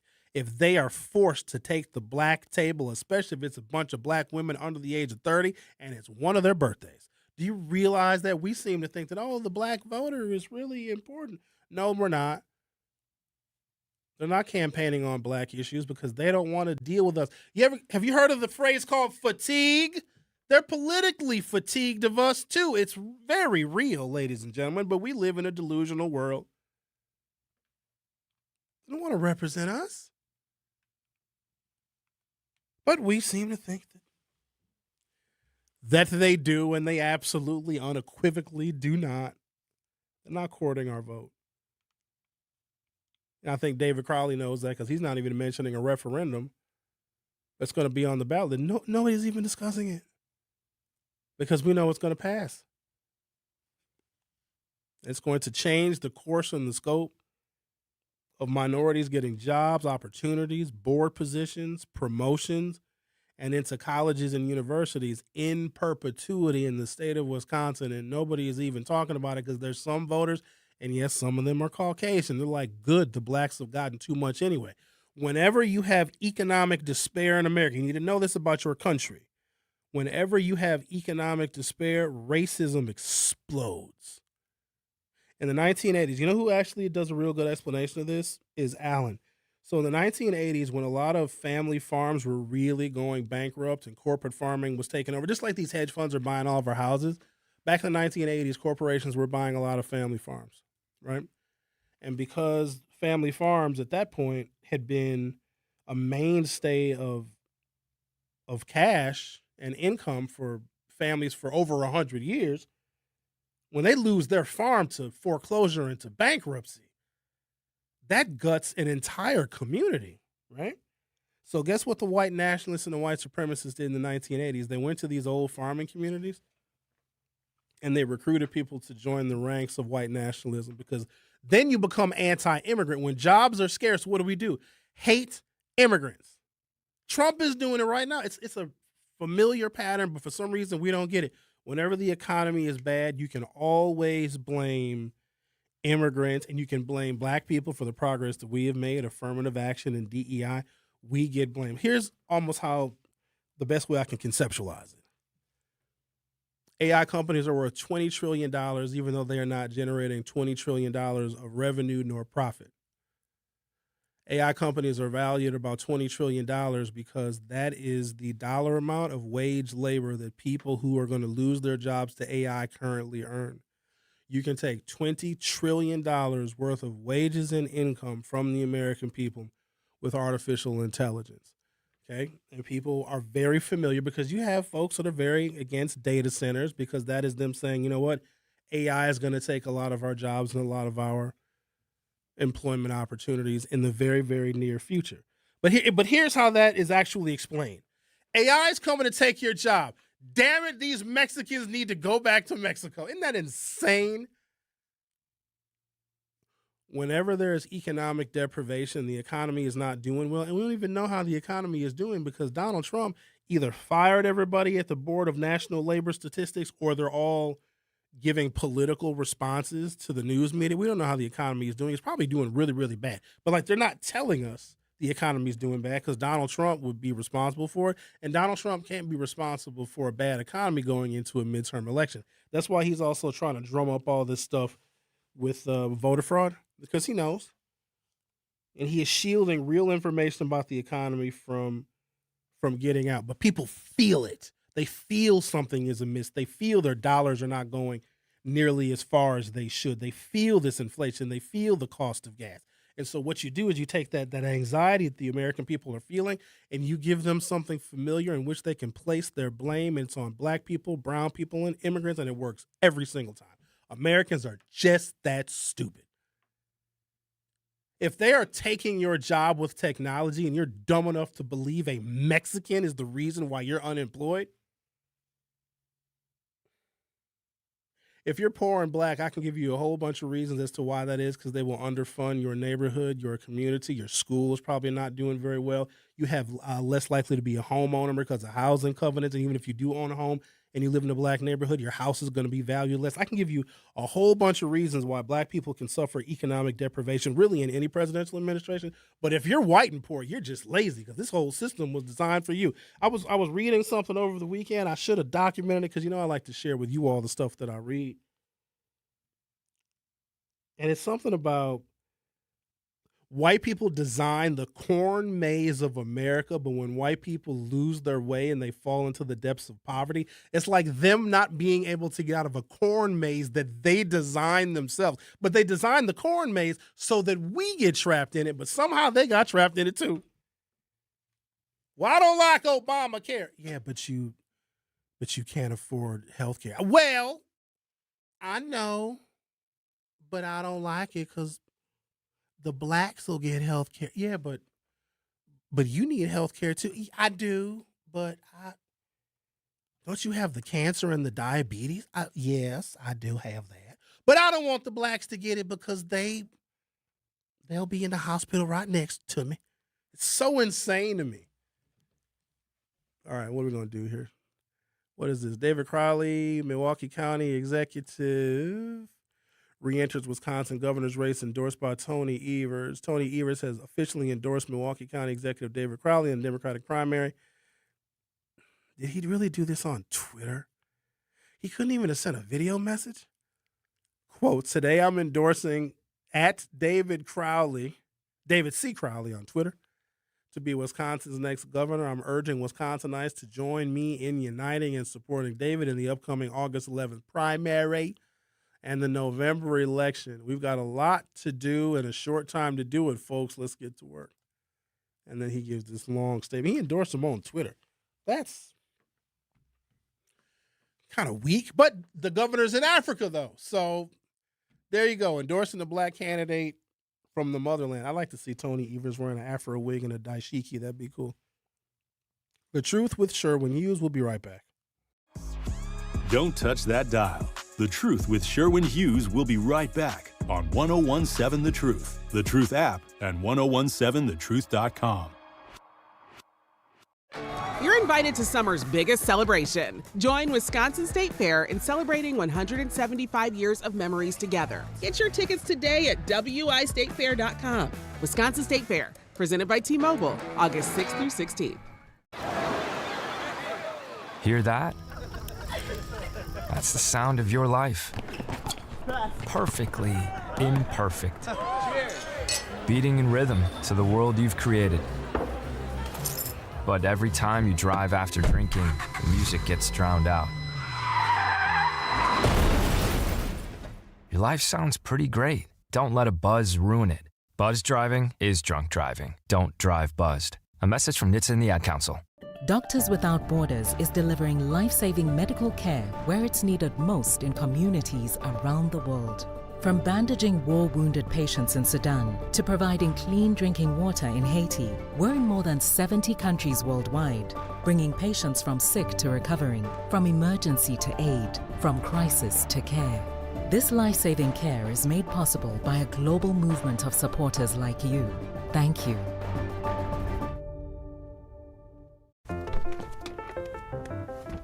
Mommy, can I sit in the front seat just this one time? Please, please, please. No, not yet. But why? Because I love you, and you're just not ready yet. Now, get in the back so I can get you in your car seat, please. Putting your kids in the right seat for their age and size is an act of love. Check that your kids are in the right seat at nhtsa.gov/the right seat. Love protects. A message from NHTSA and the Ad Council. In sitcoms, when someone has a problem, they just blurt it out and move on. Well, I lost my job and my parakeet is missing. How was your day? But the real world is different. Managing life's challenges can be overwhelming. So, what do? We get support. The Huntsman Mental Health Institute and the Ad Council have mental health resources available for you at loveyourmindtoday.org. That's loveyourmindtoday.org. See how much further you can go when you take care of your mental health. For 250 years, our armed forces have bravely served America. Wounded Warrior Project honors that legacy by supporting post-9/11 service members and veterans like Anthony, a Marine who was injured by a roadside bomb in Afghanistan. They carried me through my injuries, my not just my physical, but my mental. And seeing other vets doing the same thing helped me tell myself, hey, you can do this. Join us in honoring warriors at woundedwarriorproject.org/America. This is The Truth with Sherwin Hughes on 1017 The Truth app and 1017thetruth.com. People think I'm crazy, but I love you 'cause you crazy too. Radio killer. Red light special, undress me under the candlelight. Turned up in this. I probably should check our YouTube poll. Do you guys think that David Crowley is going to be the next governor of the state of Wisconsin? It's a simple yes or no. Let's take a little look-see, see what we got. Uh-oh. Good thing this is an unscientific poll. Ain't looking good for David. 74% of you say no. David Crowley will not be the next governor of Wisconsin. 26% of you say yes. Yeah, this is a tough one, ladies and gentlemen. It is because, it's great that he got back in the race. But there's a level of inconsistency that I don't think it bodes well. Making a decision and sticking to it, especially if it's a decision that ultimately was the right one. I got some information here that I want to share with you. He's not above 3%. 3% isn't high for those of you that might have some challenges with math. But maybe, just maybe, he can increase that percentage by tenfold in the next couple of weeks. Stranger things have happened, I suppose. But if that was, in fact, the goal and to aim, or maybe this whole thing with Evers endorsing David was to show some consolidation and some unity amongst Democrats who want an actual Democrat to be the nominee to face off against Tom Tiffany in November. Democratic Socialists are not Democrats. They show up when a Democratic Party is broken because they can take advantage of the fact that, hey, the Democrats aren't working out well for you. Wisconsin's in bad shape. The Congress is not doing anything. Democrats are essentially lame. Why don't we try something different? We know that you're hurting economically. Why don't we make a whole bunch of stuff easier to obtain and make healthcare cheaper and do something about the economy? All of that stuff sounds really good. We're going to fight for $20 an hour. It used to be a fight for $15. Now we're going to raise the minimum wage to $20 an hour. If you're making $7.25 an hour and you are completely and totally struggling, like every single week, every single month, and you're working full time, you're running a deficit in your own budget, why wouldn't you vote for somebody that's going to talk about raising your wage to $20?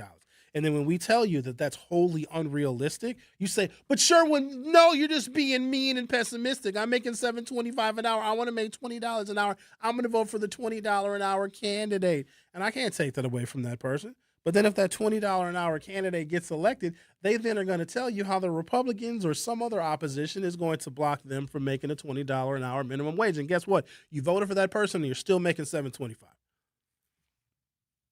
Someone had mentioned in the YouTube chat, class-conscious warrior. That sounds like a communist. You don't think we can tax the rich? The rich write the tax code. What would work better is once people are just starting to inch toward the middle class, manipulating the tax code so that you actually pay less taxes. The rich are never going to pay more. And even if, and I want to give you some details on that too, I always say that, but I may run out of show. We think that, the rich people have all the money, that if we tax them, then it'll be money for everybody. No, that's not how it works. There's not enough. If you tax the rich people into oblivion, the Pentagon is still going to get most of the money. If you tax the rich to oblivion in the state of Wisconsin, people will leave.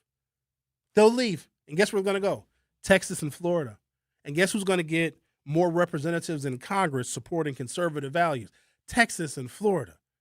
If you tax the rich in a particular state, as an example, if that's what you're referring to, class-conscious warrior, you're not going to stay in that state because if you have money, you can move and you can take your business with you. And you can fire all your employees in Wisconsin. You can move on down to Texas where they give away land and they give away opportunities to business owners. Come on down to Texas. You ain't got to pay taxes on nothing. So that's not a strategy. And then let's say we do tax the rich in Wisconsin and we get another, I don't know, couple $1 billion. Where do you think the money's going to go? We have an $80 billion budget, which I would argue is not enough. And we tax the rich, and let's say we get an additional $5 billion. Road repairs, snow removal. What else? And public education, gone. We tax the rich, and everything else is essentially the same. You wouldn't even notice it. And at the same time, people that have the highest incomes that are contributing a tremendous amount of money to the overall bottom line of Wisconsin's budget, they'll leave. And we'll lose all that revenue. So the only people that are left to tax are middle-class folk and poor folk. So it's a very delicate line by saying tax the rich, because the rich will just take their money and put it offshore. Not going to entertain the robust conversation that is going on in the YouTube chat about butter burgers. Why do I show up here? You're a bunch of big backs.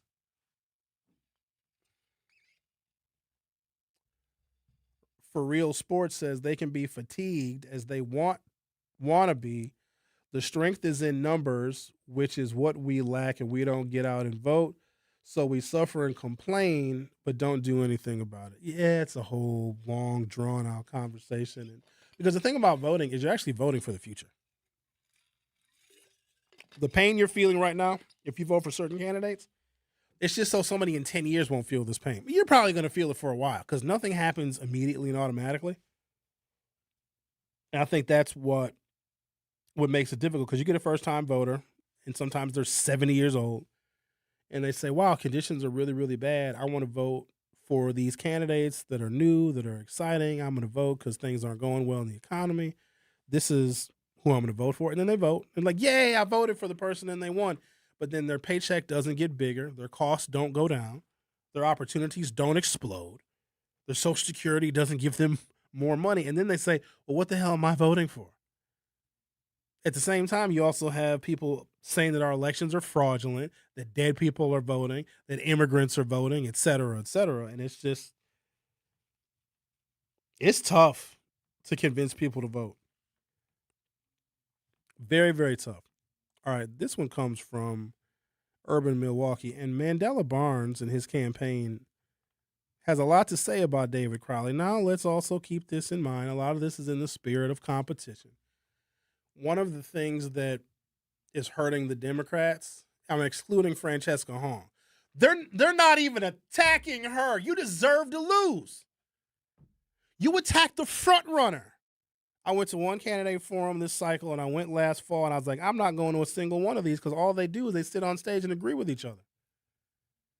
Do you remember how Trump attacked all of his opponents? And I know that people don't like that because you want everyone to be nice and play kumbaya. Where in American society is it written that people have to be nice to each other when they're in competition? You think the Green Bay Packers are nice to the Chicago Bears? They absolutely are not. They want to beat them into oblivion. This is competition. And Francesca Hong is winning, and you don't attack her, and you don't say why her policies will not work in Wisconsin, why we tried this with Bernie Sanders. Bernie Sanders tried to run for president, didn't work. Bernie Sanders tried to win a whole bunch of elections, didn't work. If you're not reminding voters that democratic socialism just doesn't work, or at least not how they're selling it to us, then Francesca Hong deserves to destroy the Democratic Party by getting the nomination. They're just going to let her just run roughshod. And the governor doing this last-minute Hail Mary and endorsing David Crowley is too little too late. If the governor didn't clear the field for David Crowley, because here's what's crazy. They cleared the field for Mandela in 2022. And I didn't necessarily agree with that. I was like, you know what, let the voters decide. They said, no, everybody get out of the race. We're going to give this one to Mandela. Mandela had a red carpet laid out for him, and he didn't win. And we can go into the details as to why he didn't win. But I would argue it is tougher right now for a black candidate to win than it was in 2022, and Mandela blew it then. His ceiling is not enough to win statewide. And he's not going to increase his ceiling after losing that election. I'm talking about Mandela Barnes here. I seriously think that he got in the race just to make sure that David Crowley doesn't become governor, because this is a virtual certainty, and none of them are attacking Francesca. Oh, you don't want me running for governor? I would obliterate her. That she's running around lying to people and taking advantage of economic deprivation just like Trump did. Remember, the hardcore left and the hardcore right, if you go far enough to the right on the political spectrum in America and you go far enough to the left, you get your guns back. Both of them become reactionary and revolutionary. If you go far enough to the right and far enough to the farthest left are revolutionaries, the farthest on the right are reactionaries. All of them will storm and march on a Capitol with guns. I would argue that the Black Panthers, very much a communist organization in favor of black people. What did they do? Marched on the California Capitol with their guns. What do you think happened on January 6th? People try to overthrow the damn government with their guns. The same thing. But because the policies appear different, both of these political extremes are detrimental to the democracy because most people are just pretty much in the middle. And you only vote for extremes when you're just that angry, just that fed up, and just that pissed off. But it does not create policy that makes the world a better place. From urbanmilwaukee.com, David Crowley is already being met with criticism as he relaunches his campaign 1 week after he dropped out of the race. Crowley, who has ties to the big corporations that have funded his campaigns, is trying to take up the, quote, leading establishment Democrat despite never getting above 3% during the year he campaigned for Wisconsin's highest office.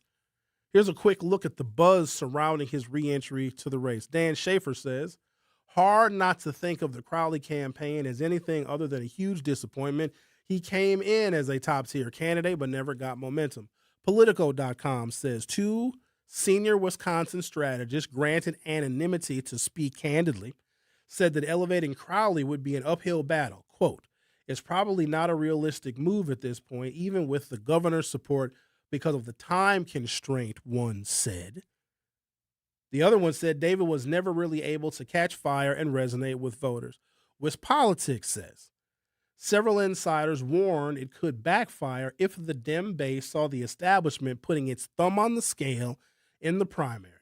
Insiders also noted a series of challenges Crowley would face trying to win the nomination. The biggest challenge is cited as how to gather the resources it would take to make Crowley a viable contender for the party's nomination in what would amount to a 3-week sprint to the August 11th primary. I'm going to take a break, come back, continue our chit-chat. You can call or text at 833-212-1017, 833-212-1017.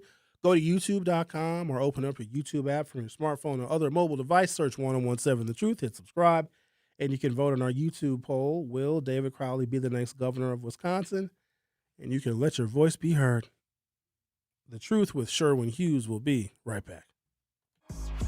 Don't touch that dial. The Truth with Sherwin Hughes will be right back on 1017 The Truth, The Truth app, and 1017thetruth.com.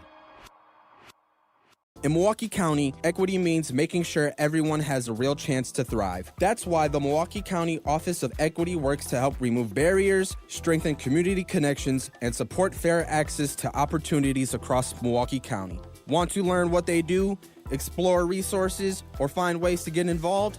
Just search Milwaukee County Office of Equity online. Milwaukee County Office of Equity, advancing equity for all Milwaukee County residents. For more information, search Milwaukee County Office of Equity online. In the United States, a vehicle is stolen every 31 seconds, about as long as this message. Luckily, you can take a few easy steps to protect your car in the same amount of time. Remove your valuables, roll up your windows, don't leave your car running unattended, lock your doors, and take your keys or fob. If you have information about a crime, call the police. If you suspect insurance fraud, also call 800-TEL-NICB. A public service message from the National Insurance Crime Bureau. I always had to be so good, no one could ignore me. Carve my path with data and drive. But some people only see who I am on paper. The paper ceiling, the limitations from degree screens to stereotypes that are holding back over 70 million stars. Workers skilled through alternative routes, rather than a bachelor's degree. It's time for skills to speak for themselves. Find resources for breaking through barriers at tearthepaperceiling.org. Brought to you by Opportunity at Work and the Ad Council. I'm Chris Jakimick. I served in the United States Air Force and I deployed 3 times. So in 2017, I was serving as an Air Force First Sergeant. Our motto in that role is my job is people, everyone is my business. But unfortunately in that year, I would lose my own brother, Lance Corporal Adam Jakimick, to suicide. The majority of veteran suicides are from guns. I store my weapons securely, not only for myself, but for my family. Store all your guns securely. Help stop suicide. My service never stops. Brought to you by End Family Fire and the Ad Council. And here's Heather with the weather. Well, it's beautiful out there, sunny and 75, almost a little chilly in the shade. Now, let's get a read on the inside of your car. It is hot. You've only been parked a short time and it's already 99 degrees in there. Let's not leave children in the back seat while running errands. It only takes a few minutes for their body temperatures to rise, and that could be fatal. Cars get hot, fast, and can be deadly. Never leave a child in a car. A message from NHTSA and the Ad Council. You are listening to The Truth with Sherwin Hughes on 1017 The Truth, The Truth app, and 1017thetruth.com.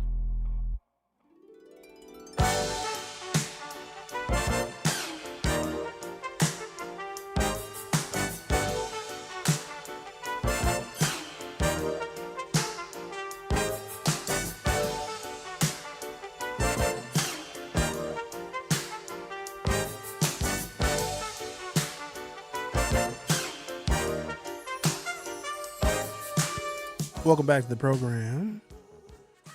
Apparently, Kyle Wallace is interviewing Francesca Hong for his podcast today. I don't know when it's going to air, though. I don't know when Kyle's show airs, but he stopped in the studio briefly and asked me if there's anything that he would want me to ask Francesca. No, not at all.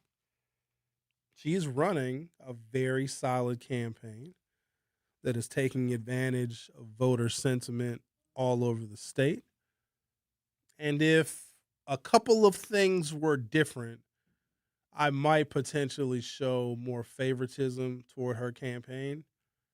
But I am unconvinced that a Democratic socialist can beat a Republican in the state of Wisconsin when you only have 25 or 30,000 votes to play with.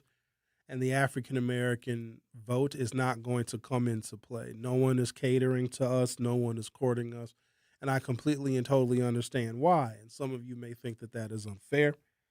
But just the way our community is presenting itself lately, we don't have any control over it.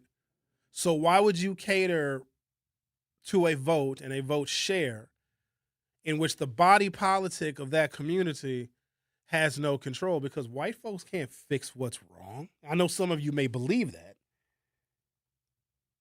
But if black people are not reading to their kids, you cannot expect white people to do so because they keep saying the public education system is broken. No, it's not, because it's working for them.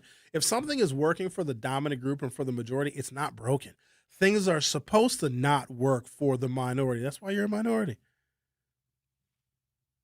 America is not a meritocracy. It's not egalitarian. If you have the numbers, if you have the power, if you have the money, if you have the influence, you simply win. And it's a terribly unfortunate reality. All right, what do we got here? Statement from Mandela Barnes' campaign manager. So this is not from Mandela, it's from his campaign manager, but you know Mandela had to be okay with these words. You guys ready for this? But I appreciate Mandela being honest and attacking David Crowley. And also, Jasmine, I think it was Jasmine that said something in the YouTube chat. I want to address what you said. Jasmine Gooden says, Evers had Brennan in his cabinet to fix our budget from Scott Walker mishaps. Brennan fixed all that and got a surplus of $1.7 billion and $4 billion for the state. Why didn't Evers endorse Brennan? I find that odd. You can't have an incumbent governor endorse a white candidate when you got two black folks running in the primary. Tony Evers would have looked racist. There's something going on to the reason why Tony Evers decided to endorse David Crowley. And I think it's to, I don't know, line up the moderate part of the, I don't know. I really don't know. I couldn't tell you. I was not involved in that conversation, and rightfully so. Because they would have been like, Sherwin, we're going to let you in on the conversation, but don't tell nobody. And I've been like, all right, with my fingers crossed behind my back, and I went and told y'all. So, yeah, I don't know.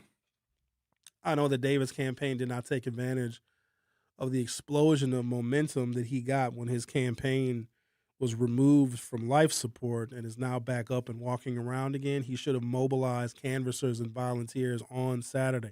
He should have captured all that momentum to try and build his name ID. Problem is, we know David Crowley in Milwaukee County, and people know him somewhat in southeastern Wisconsin. Wisconsin is a gigantic state. And the politics of the different geographic regions of the state are very, very different. And what works and what voters respond to in this part of the state, especially in Milwaukee, is very different than what people are going to respond to in Eau Claire or in La Crosse or in Calumet County. Very different. And because we are in an environment that is anti-DEI and affirmative action, black candidates represent that. There are periods of time in American politics and in Wisconsin politics where people are okay voting for a black. Like, oh, we'll vote for a black because maybe they'll get the blacks in shape. I think that time has run out. And also, the writing is on the wall. Even though this midterm election makes it a little bit more complicated, recently, black candidates have dropped the ball in big elections, including Kamala Harris and Mandela Barnes in 2022. Now, here's another situation we got to look at. Francesca Hong, if she gets the nomination, and she's running in the November general election between Tom Tiffany, who I am thoroughly convinced lives with his mother, and Will Martin, who is an African-American candidate for lieutenant governor on the Republican side. Will the state of Wisconsin vote for Francesca Hong, a devout Democratic socialist, and Sarah Godlewski, the former U.S. Senate candidate, former Wisconsin Secretary of State, and now the only one running on the Democratic side for lieutenant governor? You think Wisconsin's going to vote for an all-woman ticket with the one who's top of the ticket being a Democratic socialist? I'm very familiar with the voters in this state, and they are incredibly predictable. In fact, let me see. Not many women have won statewide. Rebecca Clayfish ran for lieutenant governor. Margaret Farrow. Paul Farrow, who's a former county executive of Waukesha County, just recently passed away. He was 62 years old. May he rest in peace. Margaret Farrow got elected statewide. Rebecca Clayfish got elected statewide. Notice a pattern here. They're Republican women. And then Tammy Baldwin. Talk about a curveball. She was a lesbian. She got elected statewide.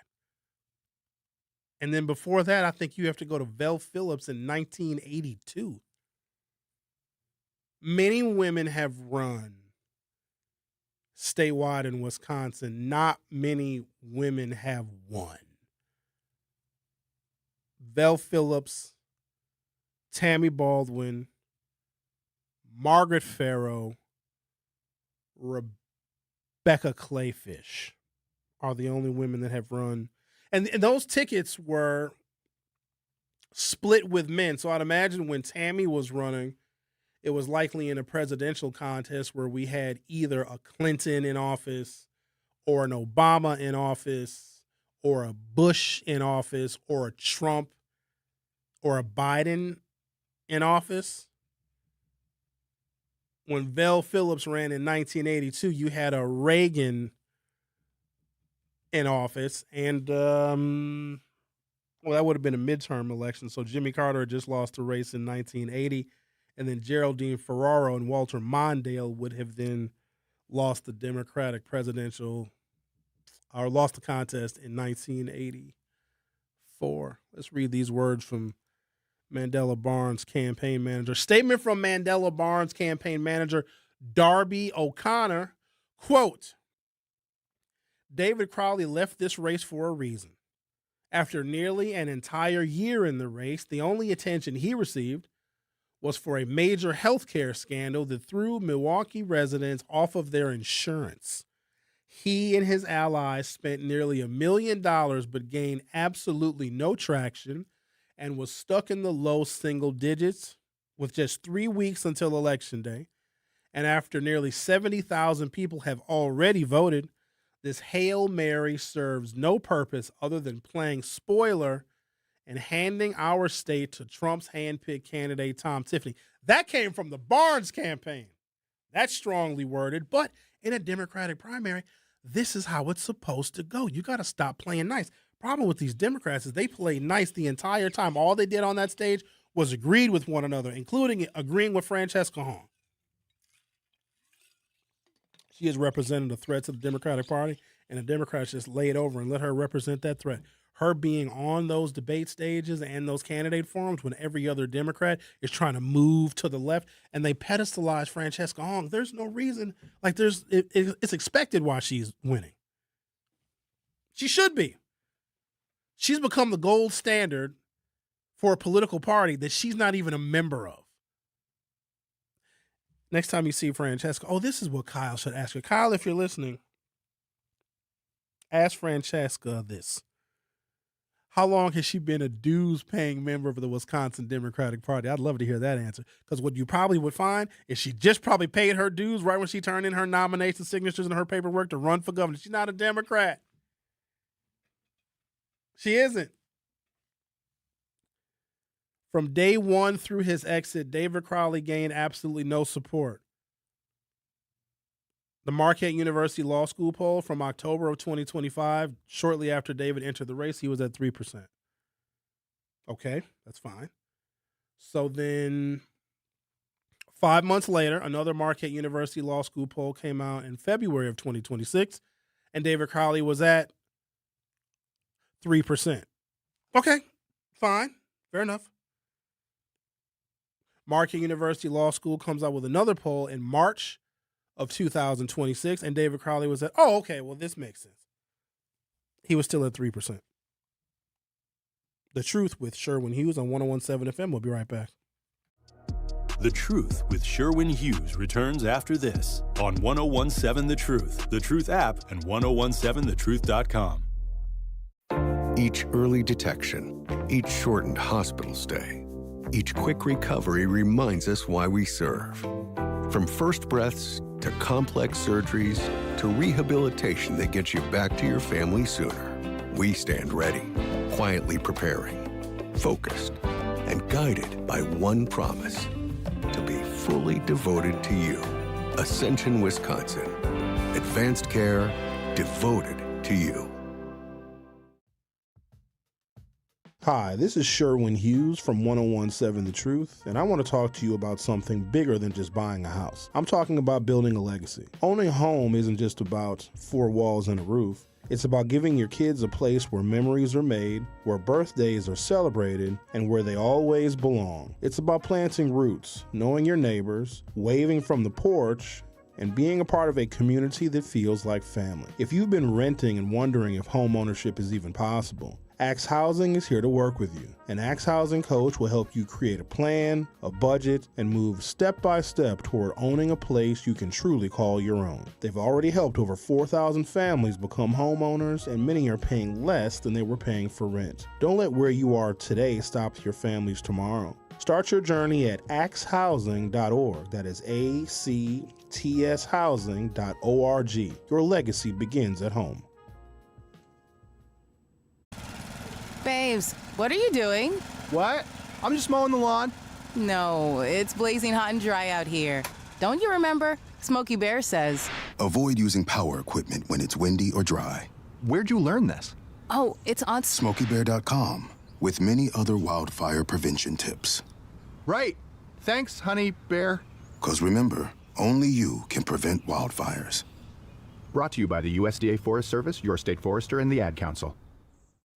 When a warrior faces adversity, he fights through it. He finds a way. Freedom isn't free. Rolling strong. Belief. Believe you can, and you will. Wheelchairs for Warriors provides mobility solutions to veterans and first responders injured in the line of duty. Join the mission and visit wheelchairsforwarriors.org. This is The Truth with Sherwin Hughes on 101.7 The Truth app, and 1017thetruth.com.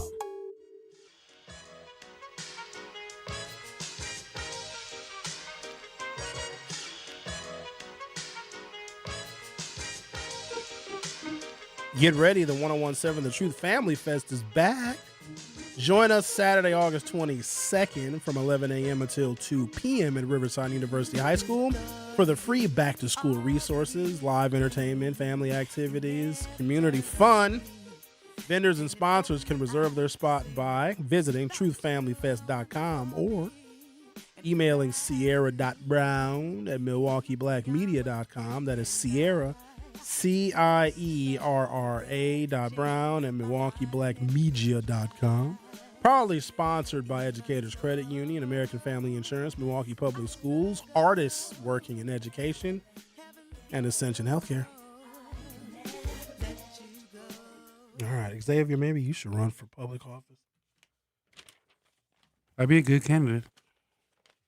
Yeah, but you wouldn't win, though. We'll see about that. Like, I could be good in training camp, but... How would I not win? I'm black. I'm smart. First of all, strike one. I know how to connect with the suburban, rural, and urban voters. Do you? Well, then you should run then. Yeah. I don't think anybody black is going to get elected for a while. I don't want I don't want Oppo research to come out on me, In the industry, we call them books. Yeah. A lot of videos we produced. A lot of times the books aren't made public, but they're used internally. And then they start these things called whisper campaigns. So one of the whisper campaigns was obviously Francesca Hong and Mandela dating. Oh, who cares about that? But I will say this much. The Republicans have a book on Mandela that's probably the size of a white pages. And they almost released and unleashed some of the opposition research in 2022. They're like, nah, we'll let them slide this time. But we've done books before when I was involved in political campaigns. And here's what you do. You hire literally a private investigator and they do all this research on personal finances. If they're an elected official, it's their whole legislative record. If they took any bad votes, if they've gotten in trouble, if they've gotten divorced, what was the divorce settlement like? Was the divorce messy? Oh, the Oppo is just dastardly. But it seems that, and maybe it's because Donald Trump is president, he's running roughshod over the United States of America. The Democrats that are running for governor in Wisconsin have all been really, really nice to each other. But when you do that, you allow somebody like Francesca to become the front runner. And if you are an actual Democrat and you work in and for the structure of the Democratic Party, which supports Tammy Ball and it supports Gwen Moore and supports other Democrats in the legislature, et cetera, you can't let someone that's not a Democrat then be the leader of the Democratic Party, because technically in Wisconsin, your governor is the leader of that party because they can direct how that party moves, where they put their money, what legislative races they invest in, et cetera, et cetera. If Francesca Hong becomes governor, she's going to invest very heavily and raise millions and millions of dollars for Democratic Socialists. And for some of you, you think that's fantastic. My issue with hardcore far-left politics is they sidestep race. Bernie Sanders sidestepped race. Bernie Sanders was known for not even hiring black people in his Capitol Hill offices. He's a senator from Vermont that was so out of touch with black issues, he just pretended they either A, didn't exist, or B, everything that impacts black people can be summed up to what's hurting the working class. When you have this working class talking point that you hear the ultra left talking about, it's when white people are poor. That's what they're concerned about. Oh, you blacks are poor too, and maybe you blacks can be victims of racism. Okay, well, all right, well, maybe we can do some stuff for you too, but we're really focused on the quote unquote working class. That's code for white people that are poor. And it just doesn't fit with the agenda of African Americans in this country who still have to work twice as hard to be half as good. Because if Democratic Socialists really believe that the African American community was their constituency, then they would start with us, but they do not. They don't go into black neighborhoods first, unless, of course, it's Midtown. That's a little bit different, right? I'm not aware of the Democratic Socialists of America or of Wisconsin coming to the black community, going to Sherman Park and registering voters and doing back-to-school backpack giveaways. They don't do any of that stuff because they don't need to. We're like a surplus constituency for them, which is perfectly fine because they're not Democrats. Just like black people are surplus constituencies for Republicans. Oh, Republicans love when we vote for their candidates. But they're not going to spend money to encourage African Americans to vote, even though they do have one of their offices on King Drive in North, which I find very peculiar. Those windows have been smashed so many times, you'd think the Republicans would want to move out. They keep all the glass window replacement companies open. They've been vandalized 6 ways from Sunday, haven't they? But what Republicans do, and they're doing it now, is so we have legislative races as well. There are Senate races, state Senate races, and state assembly races. And the districts in Milwaukee are drawn in a way that is very difficult, if not impossible, for a Republican to win. But what the Republicans do, and this is one of the reasons why they have one of their field offices right in the middle of the African-American community in Bronzeville, is they will run Republican candidates in these Senate districts and in these assembly districts, knowing that these Republicans cannot win. But that's not the point. Whenever you have a Republican also on the ballot, especially in a general election, some black people, just a few, may actually choose to vote for the Republican because they don't like the Democrats. The Democrats have not shown up. The Democrats have not done enough. The Democrats are, some people think, still the party of slavery. So just the appearance of a Republican running in a majority black district, and they're African Americans, just the appearance of that Republican on that same ballot is going to peel off a couple of votes from the Democrat. Now remember, in Wisconsin, 25 to 30,000 votes is what decides who wins a statewide contest. So if you run 5, 6, 7, or even 8 black Republicans in Democratic districts, that could peel off just enough votes, because if those black folks are going to vote for those Republican legislators, they're probably going to vote for Tom Tiffany as well. And they're doing it as a kind of strategy. I fire back with strategy by saying that Joel Brennan is a much more reasonable candidate that I know can beat Tom Tiffany when David Crowley can't beat 3% approval in any of the polls. The Truth with Sherwin Hughes. Will be right back. The Truth with Sherwin Hughes returns after this on 1017 The Truth app, and 1017thetruth.com. Wisconsin State Fair turns 175 this summer, and we only get better with age. Join us for 11 days of fun, iconic traditions, grand champion moments, and food that's absolutely worth the hype. Celebrate 175 years together and get your tickets today at wistatefair.com.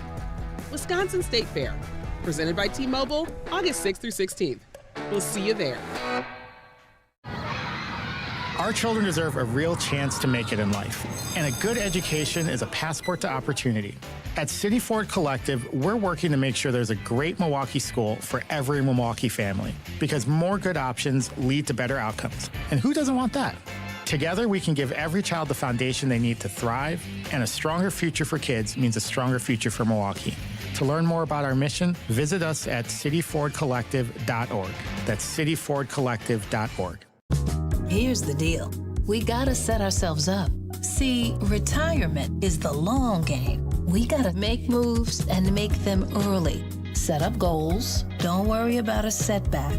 Just save up and stack up to reach them. Let's put ourselves in the right position. Pre-game to greater things.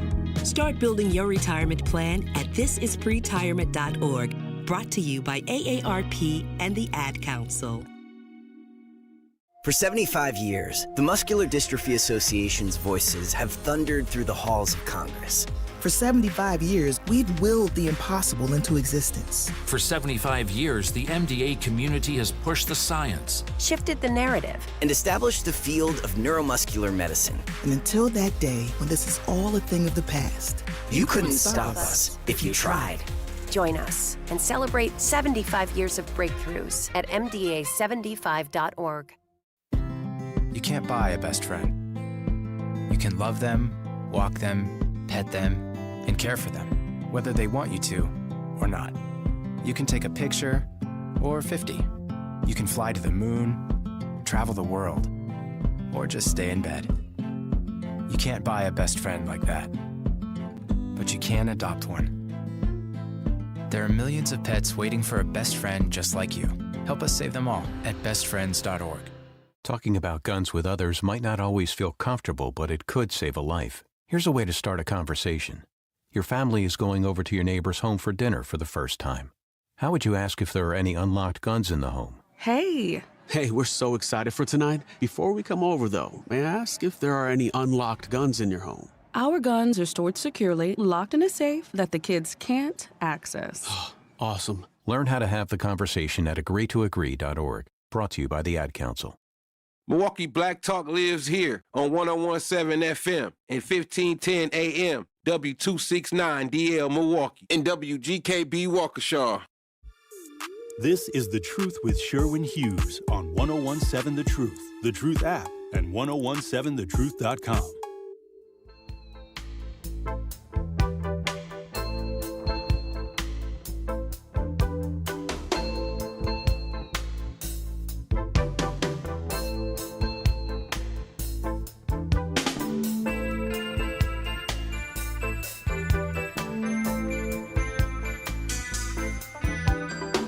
Welcome to Hour 3 of The Truth with Sherwin Hughes. I'm always fascinated by how people get their news and their information, and how do they arrive at their conclusions about policy and politics. How do Americans engage in public life? And I know that as time goes on, it is much more likely that someone gets at least some of their information from Instagram or the TikTok or the devil of all devils, which is Facebook. More likely to get information there because it's instant, and sometimes that information can be available on social media a lot quicker than it can be available on a local news website or in the newspaper. So people are much more likely to get their information from online sources versus the newspaper. I was at my mother's house yesterday. She still gets the Sunday paper. I was like, Emma, do you actually read the Sunday paper? She was like, yes, I do. And I also receive it on Wednesdays as well. But also, my mother still has a home phone too. So some old habits die very hard. But the vast majority of Americans do get their information in these new technologically sophisticated ways. And I'm not sure if that is best, because that can make Americans vulnerable to misinformation, because a lot of content creators make lies sound really, really good. And the other thing that's becoming a problem, and I think that we are all being beta tested right now, because someone will take a nonsensical video and they'll narrate it with God knows what talking points, and it'll be a complete artificial intelligence fabrication. And then people will remark on that video, which was totally created, total falsehood, and made up by AI, and people can't even tell the difference. I am not crazy about artificial intelligence bleeding into our politics, because people can be very easily manipulated based upon the status of the economy and how expensive things are, et cetera, et cetera. I also would like you to know that in one of Tom Tiffany's many, many commercials, he's at a dairy farm with a cow. It's not real. It's not a real cow. It's an AI cow. A lot of folks didn't know that. Well, you know it now. And they're using artificial intelligence to dupe voters. This one comes from the Pew Research Center. How many Americans show up in public life, and in what ways? These questions have been on people's minds since before a global pandemic disrupted social activities for years. And technologies like smartphones, social media, and artificial intelligence began to change the ways in which humans interact. Americans' engagement with others is not a one-dimensional situation, according to a new Pew Research Center study from the Pew Night Initiative. They looked across a range of behaviors: political activity, civic involvement, religious attendance, and attention to news. What they found was that rather than falling alongside a single spectrum, U.S. adults sort into 4 distinct groups that reflect different patterns of participation. So I'm going to name those groups, and I want you to think which of these groups you may fall into. And once you identify the group that you fall into, this might give you a little bit more depth and detail as to where and how you're getting your news and how much you actually participate in public and civic life. Most people don't. I'll be honest with you. Most people do not participate in public and civic life. Most people don't go to common council meetings. They don't go to committee meetings. They don't go to hearings. They don't go to school board meetings. Most people don't volunteer. Most people don't contribute to political candidates. That is most people. But the people that do have totally different perspectives on civic life.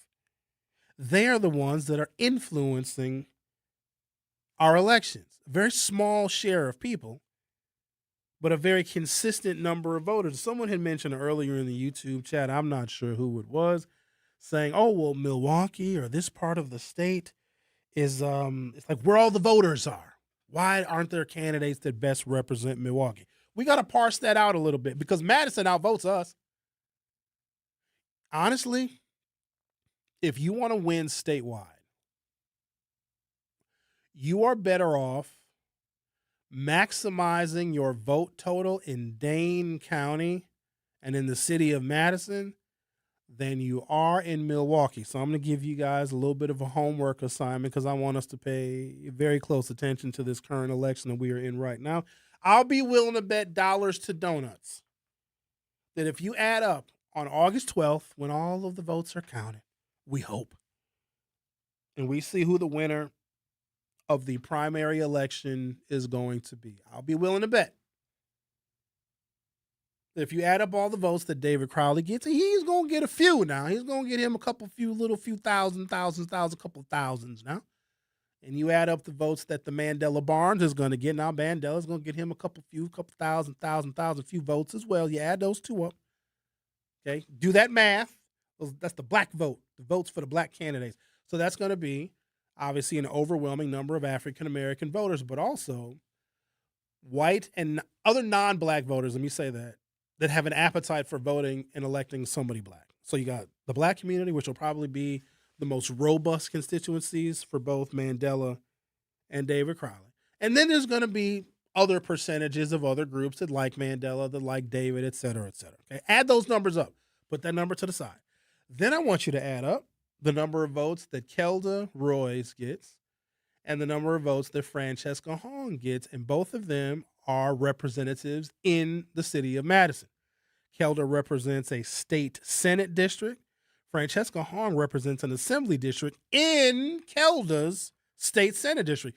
You would think that Kelda would likely outpace Francesca because Kelda represents at minimum 150,000 people in that Senate district, where Francesca only represents 1/3 and 50,000 people in that assembly district. But here's what we're going to do with the maths. Listen up, MPS graduates. I know this is tough for you because you guys don't do the math so good. Don't get mad at me. Blame your math teacher. Kelda and Francesca are going to get more votes than Mandela and David Crowley when you add them up, because Dane County is going to overperform for their candidates versus how Milwaukee and the rest of the state will overperform for David Crowley and Mandela Barnes. In the most recent Wisconsin State Supreme Court elections, we have a liberal majority, which really isn't worth much because they're voting to end minority scholarships, which they really didn't have to do, but whatever. All of the liberal justices won their seats on the Wisconsin State Supreme Court because Madison and Dane County, which is a smaller population, but their percentage of votes that go to Democratic and liberal candidates outpaces that of Milwaukee. Milwaukee is now becoming a weird political afterthought. Now, Milwaukee is still important in presidential contests, but in statewide contests, all you have to do is overperform and campaign heavily in very liberal Dane County, and you likely are going to win. And because that is the case, it kind of shifts all of the state's politics very far to the left. The other thing we should be concerned about is, don't forget, the Democrats need a numeric majority in the Wisconsin State Senate and the Wisconsin State Assembly. So there needs to be a Democrat at what we call the top of the ticket that can encourage more Democratic voters to vote for more Democrats versus Republicans in these state assembly races with newly redrawn maps and state Senate races as well. A Democratic Socialist simply cannot do that. I just don't see moderate voters that have the choice between a Democrat and a Republican in some of these outstate purplish assembly and Senate districts voting for the Democratic Socialist, and then also Francesca Hong campaigning on behalf of moderate Democrats, which she technically does not agree with. So you have to think a little bit more strategy. So if she wins, but the Republicans have the majority in the legislature, you want to talk about a sugar honey iced tea show. They're going to decimate her agenda. Imagine the budget that Francesca Hong would put together in Wisconsin. Then imagine what a Republican-controlled legislature would do to that budget.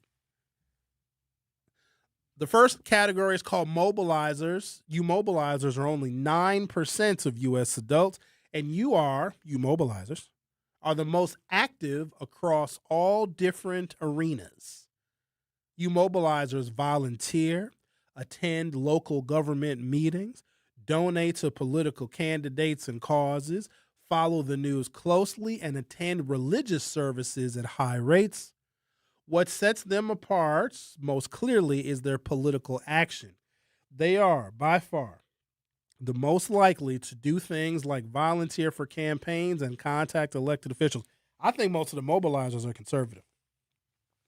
Because who are the people that are active volunteers, attend local government meetings, donate to political causes and campaigns, follow the news closely, and go to church faithfully?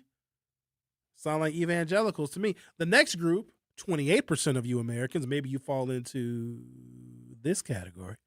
They're called connectors. Connectors are involved in many ways, centering on community life, like charitable giving and religious attendance. Connectors vote, participate in groups, attend religious services fairly often, and donate to non-political causes at higher rates, similar to mobilizers, but they are much, much less likely to take political action. And then, of course, you have the spectators. That's 31% of you. Spectators are much less likely than mobilizers and connectors to participate in civic or political activities, but they follow the news at similarly high rates. When they engage with news online, spectators tend to do so by privately chatting about it or liking posts rather than publicly commenting or posting. And then, of course, the last category, which is 31% of you, are called outsiders. We'll talk about outsiders in just a second. But first, let's talk to the town. You're on 101.7 The Truth. How are you? I'm doing good. How you doing, sir? Doing all right. What's on your mind? I remember I called last time, and last time I called, Crowley was out the race. Now Crowley's in the race. I saw a caller before notice that even when the governor put his backing behind Crowley, he didn't even show up. Okay, he was in Africa or whatever, but like you didn't show up. It's like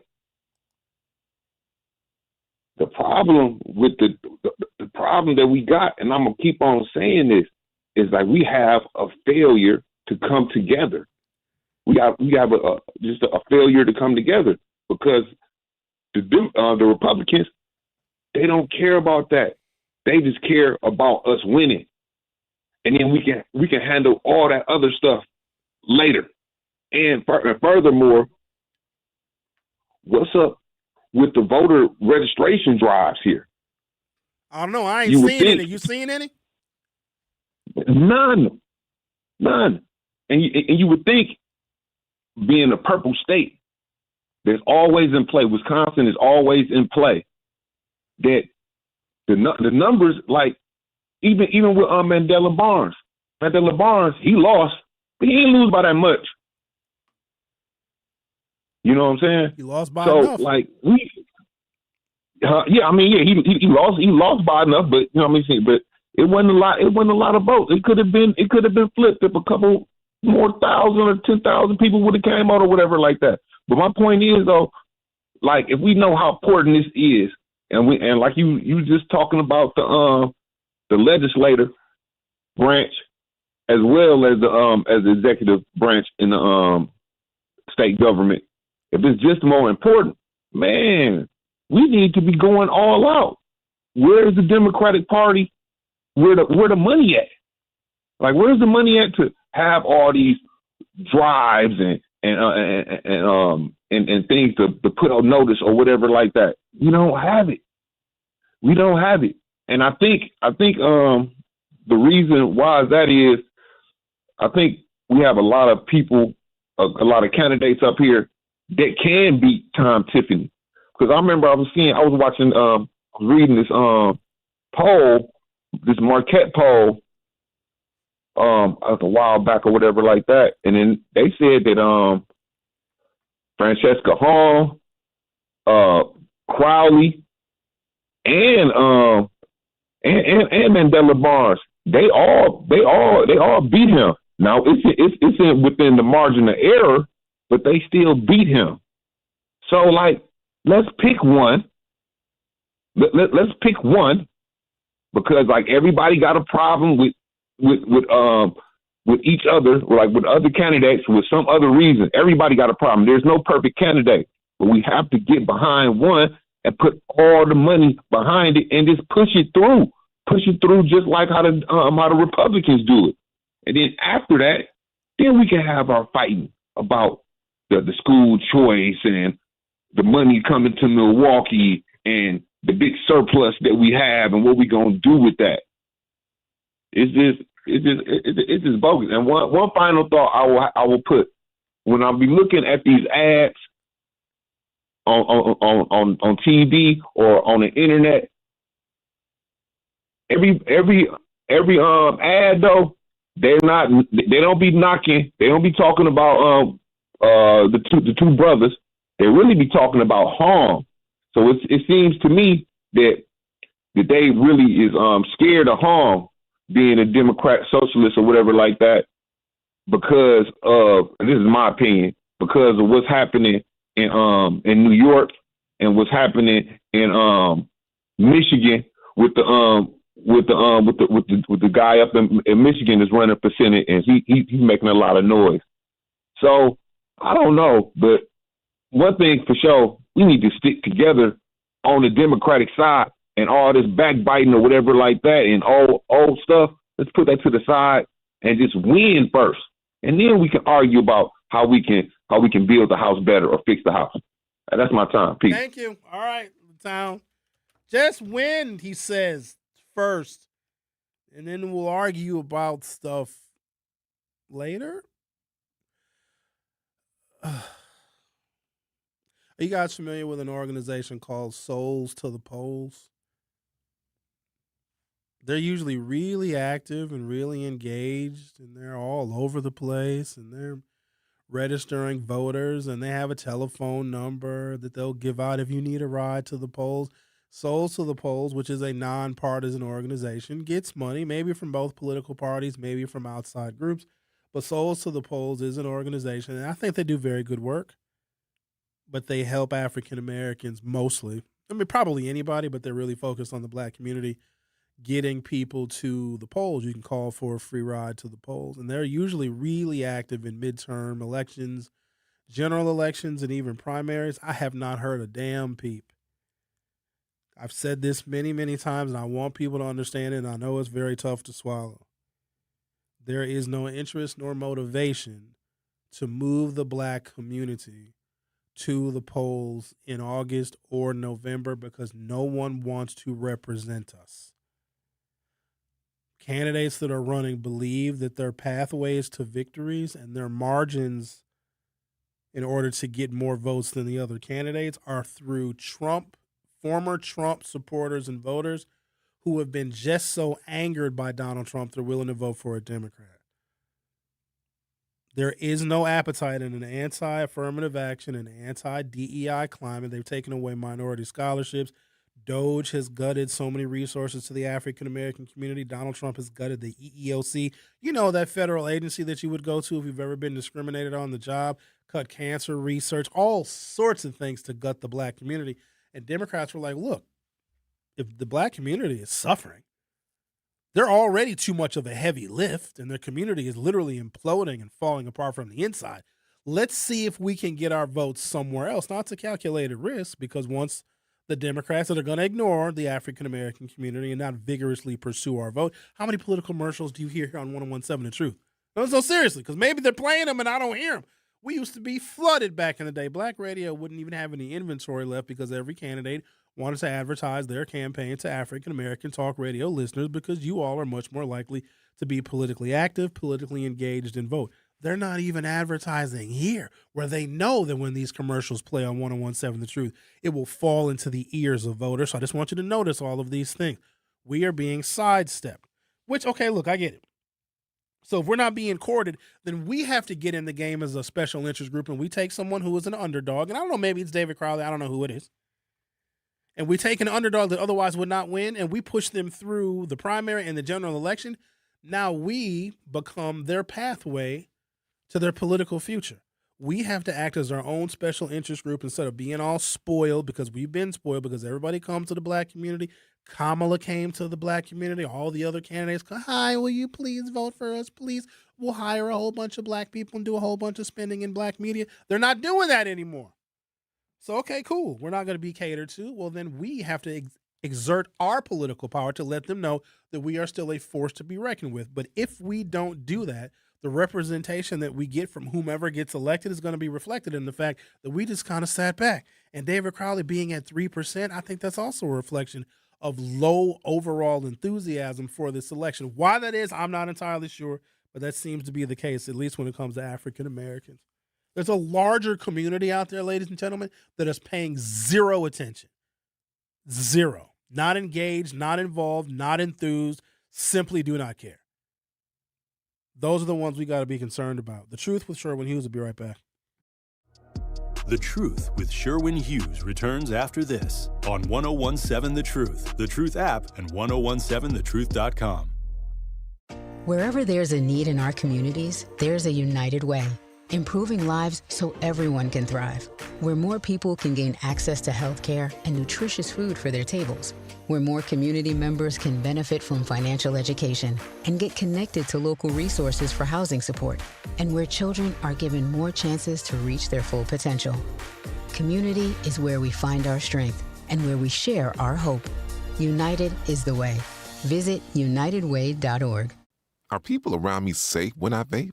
Science does not support that belief. Exhaled vape emissions linger in the air, affecting indoor air quality and bystanders in the same space through secondhand exposure. Vaping emissions can also accumulate on clothes, hair, dust, and furniture, leading to exposure risks to bystanders of all ages. And vaping around a pregnant person can lead to serious health impacts on fetal and childhood development. Enough with the puff. Learn more at ul.org/vaping. My mom has decided to learn to paint, and she's good. My dad's now into creative cuisine, and I've already put on 6 pounds.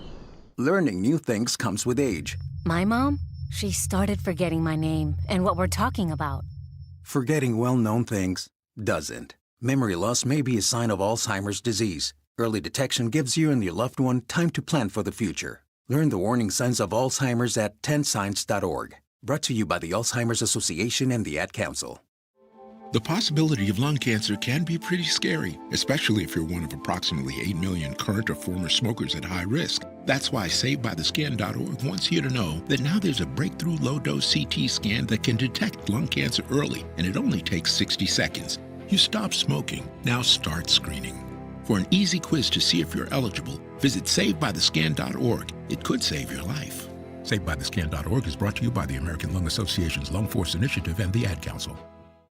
Reading aloud to children sharpens their listening skills, expands their vocabularies, and nurtures a lifelong love of reading. That's why Reading is Fundamental, the nation's leading children's literacy nonprofit, offers free monthly read-alouds by popular authors through its Rally to Read program. Visit rallytoread.org to watch the read-alouds and discover exciting reading activities for school and home. Visit rallytoread.org today.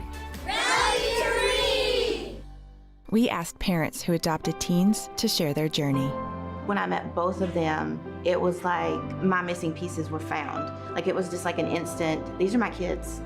If you're considering adopting a teen, just do it. Kids need families.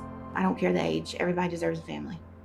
Learn about adopting a teen from foster care. Visit adoptuskids.org to learn more. A message brought to you by Adopt US Kids, the U.S. Department of Health and Human Services, and the Ad Council. You are listening to The Truth with Sherwin Hughes on 1017 The Truth app, and 1017thetruth.com.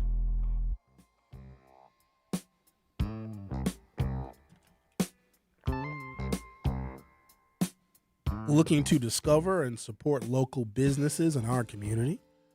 And make sure you tune in every Friday at 8 a.m. to Truth in the Morning with Homer and Bailey for What the Business Is, powered by We Energies. Each week, you'll hear from local business owners as they share what their business is, where they're located, and one valuable lesson they've learned along the way. We Energies is proud to help power local businesses and the communities they serve. Don't miss What the Business Is every Friday at 8 a.m. on Truth in the Morning with Homer and Bailey, powered by We Energies, delivering the energy that powers local business.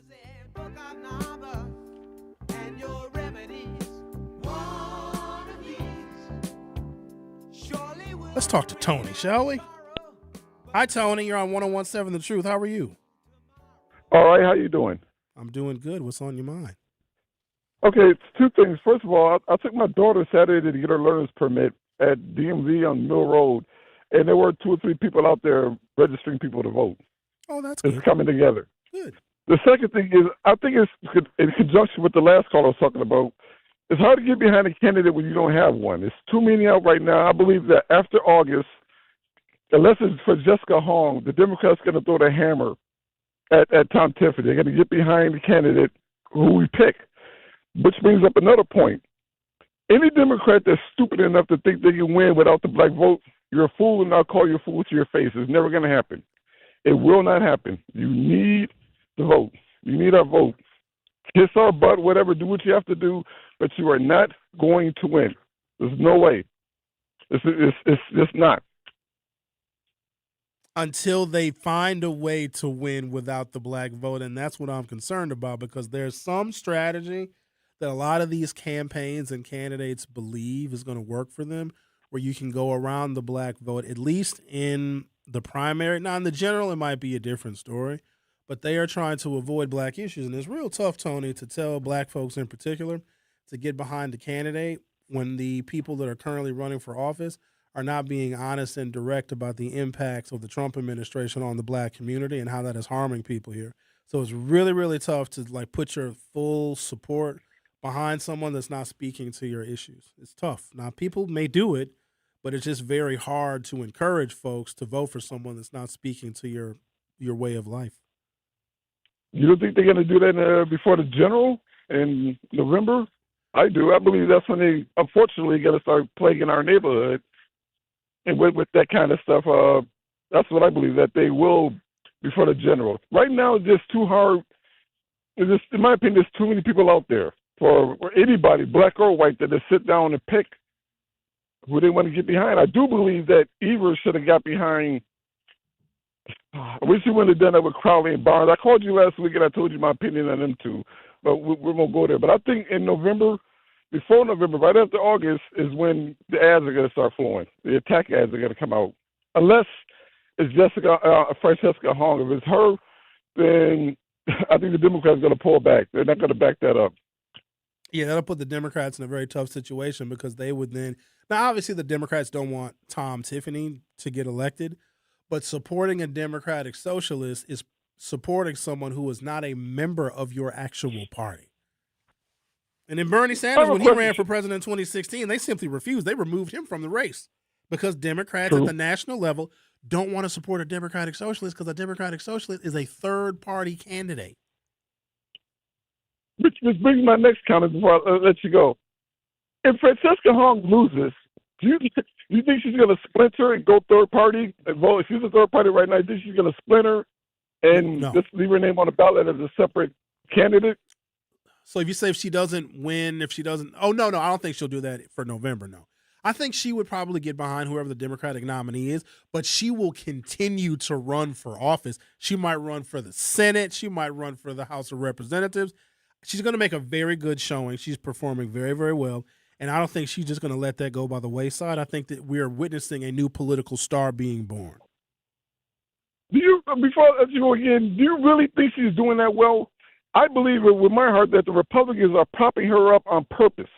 They're fattening up the goose so they can slaughter her in November. I don't believe she's nowhere near that popular. I believe they're pumping her up. She has been leading. They know their candidate's already in the polls. They know that Tom Tiffany's in. Before the Republicans she was even a blip on their radar. She has been performing well with traditional Democratic voters and some people that don't like what Trump is doing, that maybe voted for Trump in 16, maybe voted for Trump in 20, she is performing well with those voters. I believe the polls that say that she has tripled her support in the last 6 or 7 months. I totally believe that. That's without the Republicans propping her up. I think her message is resonating, and that's number one. Number two, she's actually running a campaign. She's knocking on doors. She's covering ground in the state. She's going to different events. She might be at 10 or 15 different events in a single week. She's doing high-profile interviews. She's getting national attention. She is running an actual campaign where the other candidates not so much. Oh, brother. God help us. All right, thanks for the talk. Thanks. All right, then. My man said, oh, brother. I'm going to take a break, come back when I talk to Derek next. Derek, you stay put. Is this Derek from Colorado? He's always a fun fella to talk to. Yeah, you sound very intrigued with the conversation. I bet he is. So what Derek is going to do, because I've talked to him many, many times over many, many years, he's going to completely disregard anything that's happening here in Wisconsin and just tell us about something that happened in Colorado. So, Derek, get your story ready. We're all ears. Oh, he's probably going to talk about the DSA members that won there. Oh, maybe he is. Yay. What a joy. Yeah, we're coming. The truth. Like, y'all sound like a bunch of invaders. Yeah. Tell you what. Got to take over the party. It's going in the wrong direction. See there, that's exactly. So I want you all to hear that. He said you got to take over the party. Yeah, what do you think? How do you think Donald Trump got all his power? You got to take over. And he destroyed the country at the same time. Obviously, we're not going to destroy the party. But I'm glad you used that reference yes, because you all are the Donald Trumps of the left. And I am someone who is, I'm more in the center. I'm more pragmatic. And that's what I live in Donald a community that needs policy to get passed, not a whole bunch of promises. Promises don't put food on nobody's table. Promises don't lower the cost of living. Promises don't get black children to read. In fact, Francesca's in that whole anti-school choice basket and bucket that is detrimental to the future of black academics. So that on its face means that I can't support her. And I happen to be a Democrat. Now, if you need to know why, I'll tell you, but I don't feel like I have to explain it. And as a Democrat, I like to vote for Democrats, not someone who represents the destruction of the Democratic Party and someone who wants to, quote, take it over. MAGA took over the Republican Party, and look at the policies coming out of there. They're literally insane. Well, now, but here's the other thing. Let me just say this because this is still my show, Xavier. Oh, yes. The Republicans, I hold my tongue all day, have a willing legislative branch to oblige Donald Trump because they are afraid of him, and Donald Trump has a tremendous amount of power over what Republicans get elected in the U.S. Senate and in the House of Representatives. The Democrats in the state of Wisconsin are likely not going to oblige Francesca Hong in assuming that they get the majority. They are not likely to oblige her because they know at the end of the day that she is not a Democrat. And if you are a Democrat elected as a Democrat and a dues-paying member to the party, giving support to an outsider who represents the destruction of your party, then you might as well run as a Democratic Socialist too. The Truth with Sherwin Hughes. Will be right back. Don't touch that dial. The Truth with Sherwin Hughes will be right back on 1017 The Truth, The Truth app, and 1017thetruth.com. At Milwaukee College Prep, we believe brilliance lives in every child. Here, students are challenged, supported, and celebrated every single day. With small class sizes, dedicated teachers, and a proven track record of academic excellence, MCP is helping Milwaukee kids reach their fullest potential. Enrollment is still open for grades K-3 through 8. Spaces are limited. Apply today. Give your child a school where they'll thrive. Visit mkeprep.com or call today. Milwaukee College Prep, brilliance lives here. Join the Milton House Museum for an extraordinary celebration of history, heritage, and freedom on September 26th at 7 p.m. at Janesville Performing Arts Center. This special evening features Grammy Award-winning Fisk Jubilee singers from Nashville, a legendary ensemble having preserved the powerful legacy of African-American spirituals, carrying songs of faith, resilience, and hope to audiences around the world. Opening the evening is the dynamic Kothi Dance Company. Don't miss this unforgettable evening supporting the Milton House Museum. Tickets available at miltonhouse.org. Not completing high school is more of a social thing than it was an academic thing. Even though all these years have passed, I still had that longing to have my diploma. At age 30, Carissa finished her high school diploma. If you're even considering getting your high school diploma, you can do it.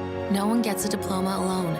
If you're thinking of finishing your high school diploma, you have help. Find free adult education classes near you at finishyourdiploma.org. That's finishyourdiploma.org. Brought to you by the Dollar General Literacy Foundation and the Ad Council. Hear that? That's the sound of your life. Perfectly imperfect. Beating in rhythm to the world you've created. But every time you drive after drinking, the music gets drowned out. Your life sounds pretty great. Don't let a buzz ruin it. Buzz driving is drunk driving. Don't drive buzzed. A message from NHTSA and the Ad Council. Doctors Without Borders is delivering life-saving medical care where it's needed most in communities around the world. From bandaging war-wounded patients in Sudan to providing clean drinking water in Haiti, we're in more than 70 countries worldwide, bringing patients from sick to recovering, from emergency to aid, from crisis to care. This life-saving care is made possible by a global movement of supporters like you. Thank you.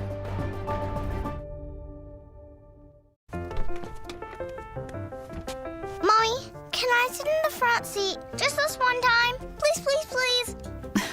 No, not yet. But why? Because I love you, and you're just not ready yet. Now, get in the back so I can get you in your car seat, please. Putting your kids in the right seat for their age and size is an act of love. Check that your kids are in the right seat at nhtsa.gov/the right seat. Love protects. A message from NHTSA and the Ad Council. You are listening to The Truth with Sherwin Hughes on 1017 The Truth app, and 1017thetruth.com.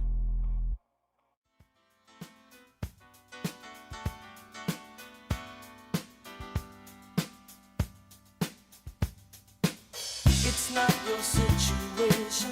I just need contemplation. Oh.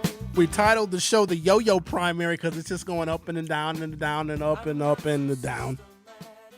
David Crowley is back in the race.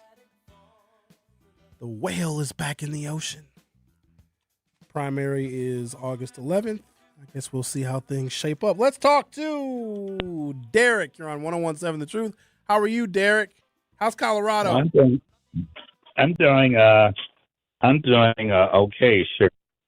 And I'm looking at something in a newspaper, and it's in Colorado. They were talking about your Francisca Chung, and they were talking about David Crowley. Are you there? Yes, Derek.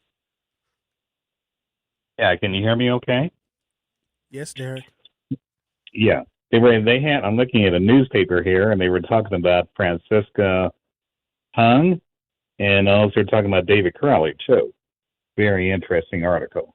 What did it say? And they were just saying she wants to abolish the police, and she ran in 2020. She called defunding the police, and they said David Crowley. This is before he jumped back in, but it said he had been endorsed by. He backed Sarah Rodriguez. That's correct. But and they were talking about this. She's a socialist. She's leading in the polls. Correct. Francisca. Yes. And I don't know if people have looked at the Democratic Socialist, their platform.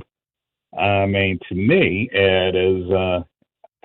I would not support any of those people. I mean, I don't care what they say, but I'm looking at their platform. Their platform is they don't believe in people. They don't believe in you being able to rent out your apartment because that's considered. Your home because that's considered exploitation. Okay. For one, that's not good. And they don't believe in. They believe if you run a restaurant and you have more than you could be running your restaurant by yourself. But they were saying also on the Democratic Socialists, if you say that you have more than one person besides yourself, you have to share all your profits. You have to be a board. Xavier. No, Now, you use hotkeys when somebody disagreeing with your little communist candidate, but when I need them to add life to my show, you don't ever use them. You need to chill. Go ahead, Derek, and spew your nonsense that only makes sense to you. Please, we're all ears. Yeah, nonsense. Sherwin, are you really for them abolishing the police? Derek, I think the article that you are referencing is probably written about. She doesn't want to abolish the police. If you don't understand where that came from, sometimes the police don't always need to be called. Sometimes there are like others, like social workers that can come if somebody's having a mental health crisis. It's not getting rid of all police. You have anything else to add, Derek? Because I got to grab another telephone call before I take a break. No, but I'm just telling you, in 2020 called for the defunding the police as the first step towards abolishing the police, told CNN News. You think that she can abolish the police when she becomes governor of Wisconsin? You think anybody can abolish the police? The police have this thing called a union, which actually prevents them from being abolished. But we appreciate you helping us out. I understand that, but I'm just saying the fact that she's even saying that, the fact that people aren't even listening to them. I'm just looking at the platform. That's what their platform is. Okay. That's the only thing, Sherwin. And they're doing a cross, and of course they had one that won. I think she won a congressperson, or she beat Deanna to get. But a lot of times, people I find that are voting for them tend to be very young white people, and they tend to, surprisingly, they tend to be white people that have the money too. I'm surprised that they're even voting for this person. So I'm assuming you're not going to be voting for Francesca Hong. I'm not going to be voting for any Democratic socialist. I know, because you live in Colorado, Derek. That's where you do your voting. You do your voting out there. Yeah. Okay. Yeah, I understand. But I'm saying I'm not going to vote for them because I look at their platform. More people need to look at their platform. And maybe she wouldn't be ranking so high. All right. Well, thank you, Derek. Yeah. Take care. All right. We learned a lot from Derek today. Jeez, wow. Why am I even doing this? Hello, Bob. Hello, Sherwin. Listen, man. Evers votes for a black guy, and from what I understanding, you voting or endorsing a white guy. You know that? Boy. I want somebody that can win, Bob. I'm not here to make history. I'm here to make a victory. Big difference. Big difference. Bob, you're black, and if you ran for anything, I would never vote for you. So there you go. Don't be offended by that. No, I'm not offended because, see, I'm cool. You know, I called you a little earlier Friday, and your producer said, call Sherwin, because I called a little before your show. And I wasn't ready to call you Friday because, see, I'd have told you up. And mentally now I'm okay. You know, I can handle you now. But Friday, I would have wore you out, you know, so I wasn't going to come. I'm glad you didn't wear me out on Friday. That would have been terrible. I wouldn't want to start my weekend by getting worn out by Bob. That's not verbally, I'd have wore you out. So I said, no, I don't care what your producer said. I'm not calling you. He said, call Sherwin, because I told him the number for the water. Did you get it? What is happening? Did you get the number for the water? No, he did not. Chat, it's on your chat. I gave it to one of the chat homies. Bob, you gave a Western Union passcode to somebody in the chat? Yeah, she's cool. Yeah. And she put it on your what you call it? She texts you. Do you have someone watching you, Bob? Do I have somebody watching? Like a caretaker?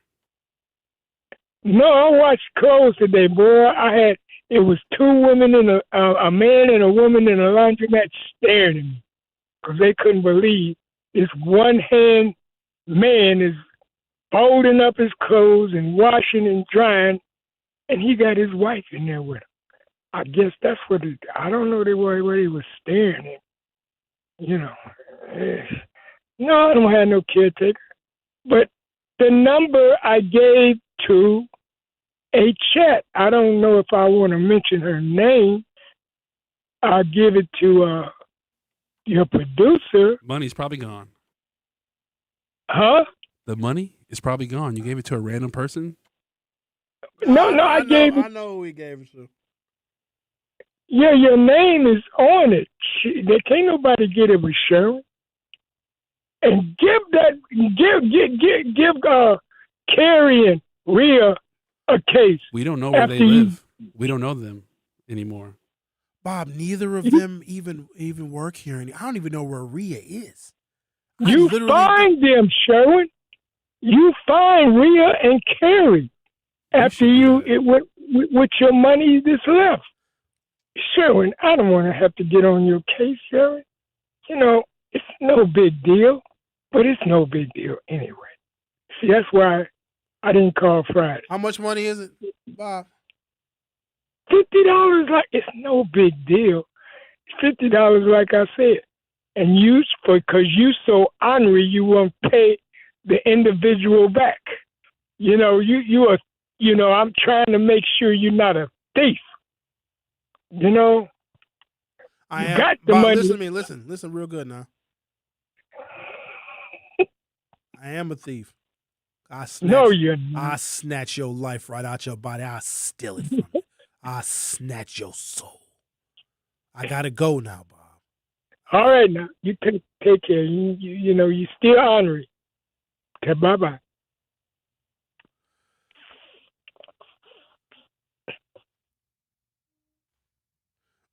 This has to stop. Should I just stop taking his calls? Oh God, no. No way. I'm surprised he doesn't have a caretaker. They probably can't deal with him. Every time he's come to the studio, which he doesn't do anymore because he's too much of a liability, he has a different woman with him. And I remember one of the women said, Sherwin, you have no idea how mean he is to me. He's just very mean. He calls me out of my name. Bob is not. I think he plays the role of like this sweet little delicate old man. Bob cusses like a sailor and has got some very bad habits. Smokes cigarettes and likes to gamble. Used to womanize back in his day. See there? Okay, what have we done? Like, did we accomplish anything today? Like, what happened today? Take a break, come back and talk to the caller. This is always going to be a doozy. It's probably going to encourage everybody to go for a walk, get some fresh air. That's where he starts his phone calls. The caller, you're better off talking to Manan Sabir, talking about healthy lifestyles and exercise routines, and eating grapes and strawberries. The Truth with Sherwin Hughes will be right back. The Truth with Sherwin Hughes returns after this on 1017 The Truth app, and 1017thetruth.com. I'm Sherwin Hughes, and I know the power of Stars and Stripes Honor Flight firsthand. As someone who's been on an honor flight, I can tell you it's a day you'll never forget. Stars and Stripes Honor Flight gives our oldest veterans who served in any location in June of 1975 or earlier a free one-day trip to Washington, D.C. for veterans. Airfare, meals, a coach bus tour, and special flight apparel are all included. It's a day of honor, gratitude, and camaraderie. Veterans who served in the Vietnam or Korean War go to flysshf.org and ask for an application. In sitcoms, when someone has a problem, they just blurt it out and move on. Well, I lost my job and my parakeet is missing. How was your day? But the real world is different. Managing life's challenges can be overwhelming. So, what do? We get support. The Huntsman Mental Health Institute and the Ad Council have mental health resources available for you at loveyourmindtoday.org. That's loveyourmindtoday.org. See how much further you can go when you take care of your mental health. You are listening to The Truth with Sherwin Hughes on 1017 The Truth app, and 1017thetruth.com.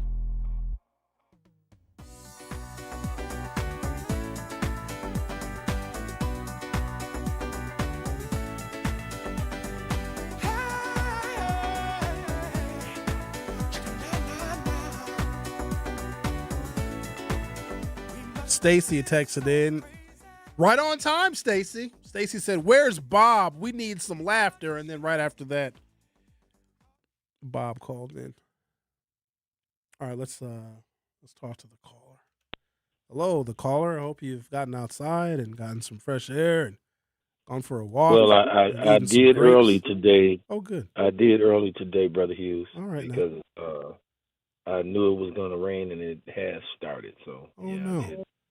Is did it some still outdoor smoky? activity in. It's been smoky outside lately. Yeah, so I had been doing a lot of things indoors during that time. Yeah, that first day was really bad.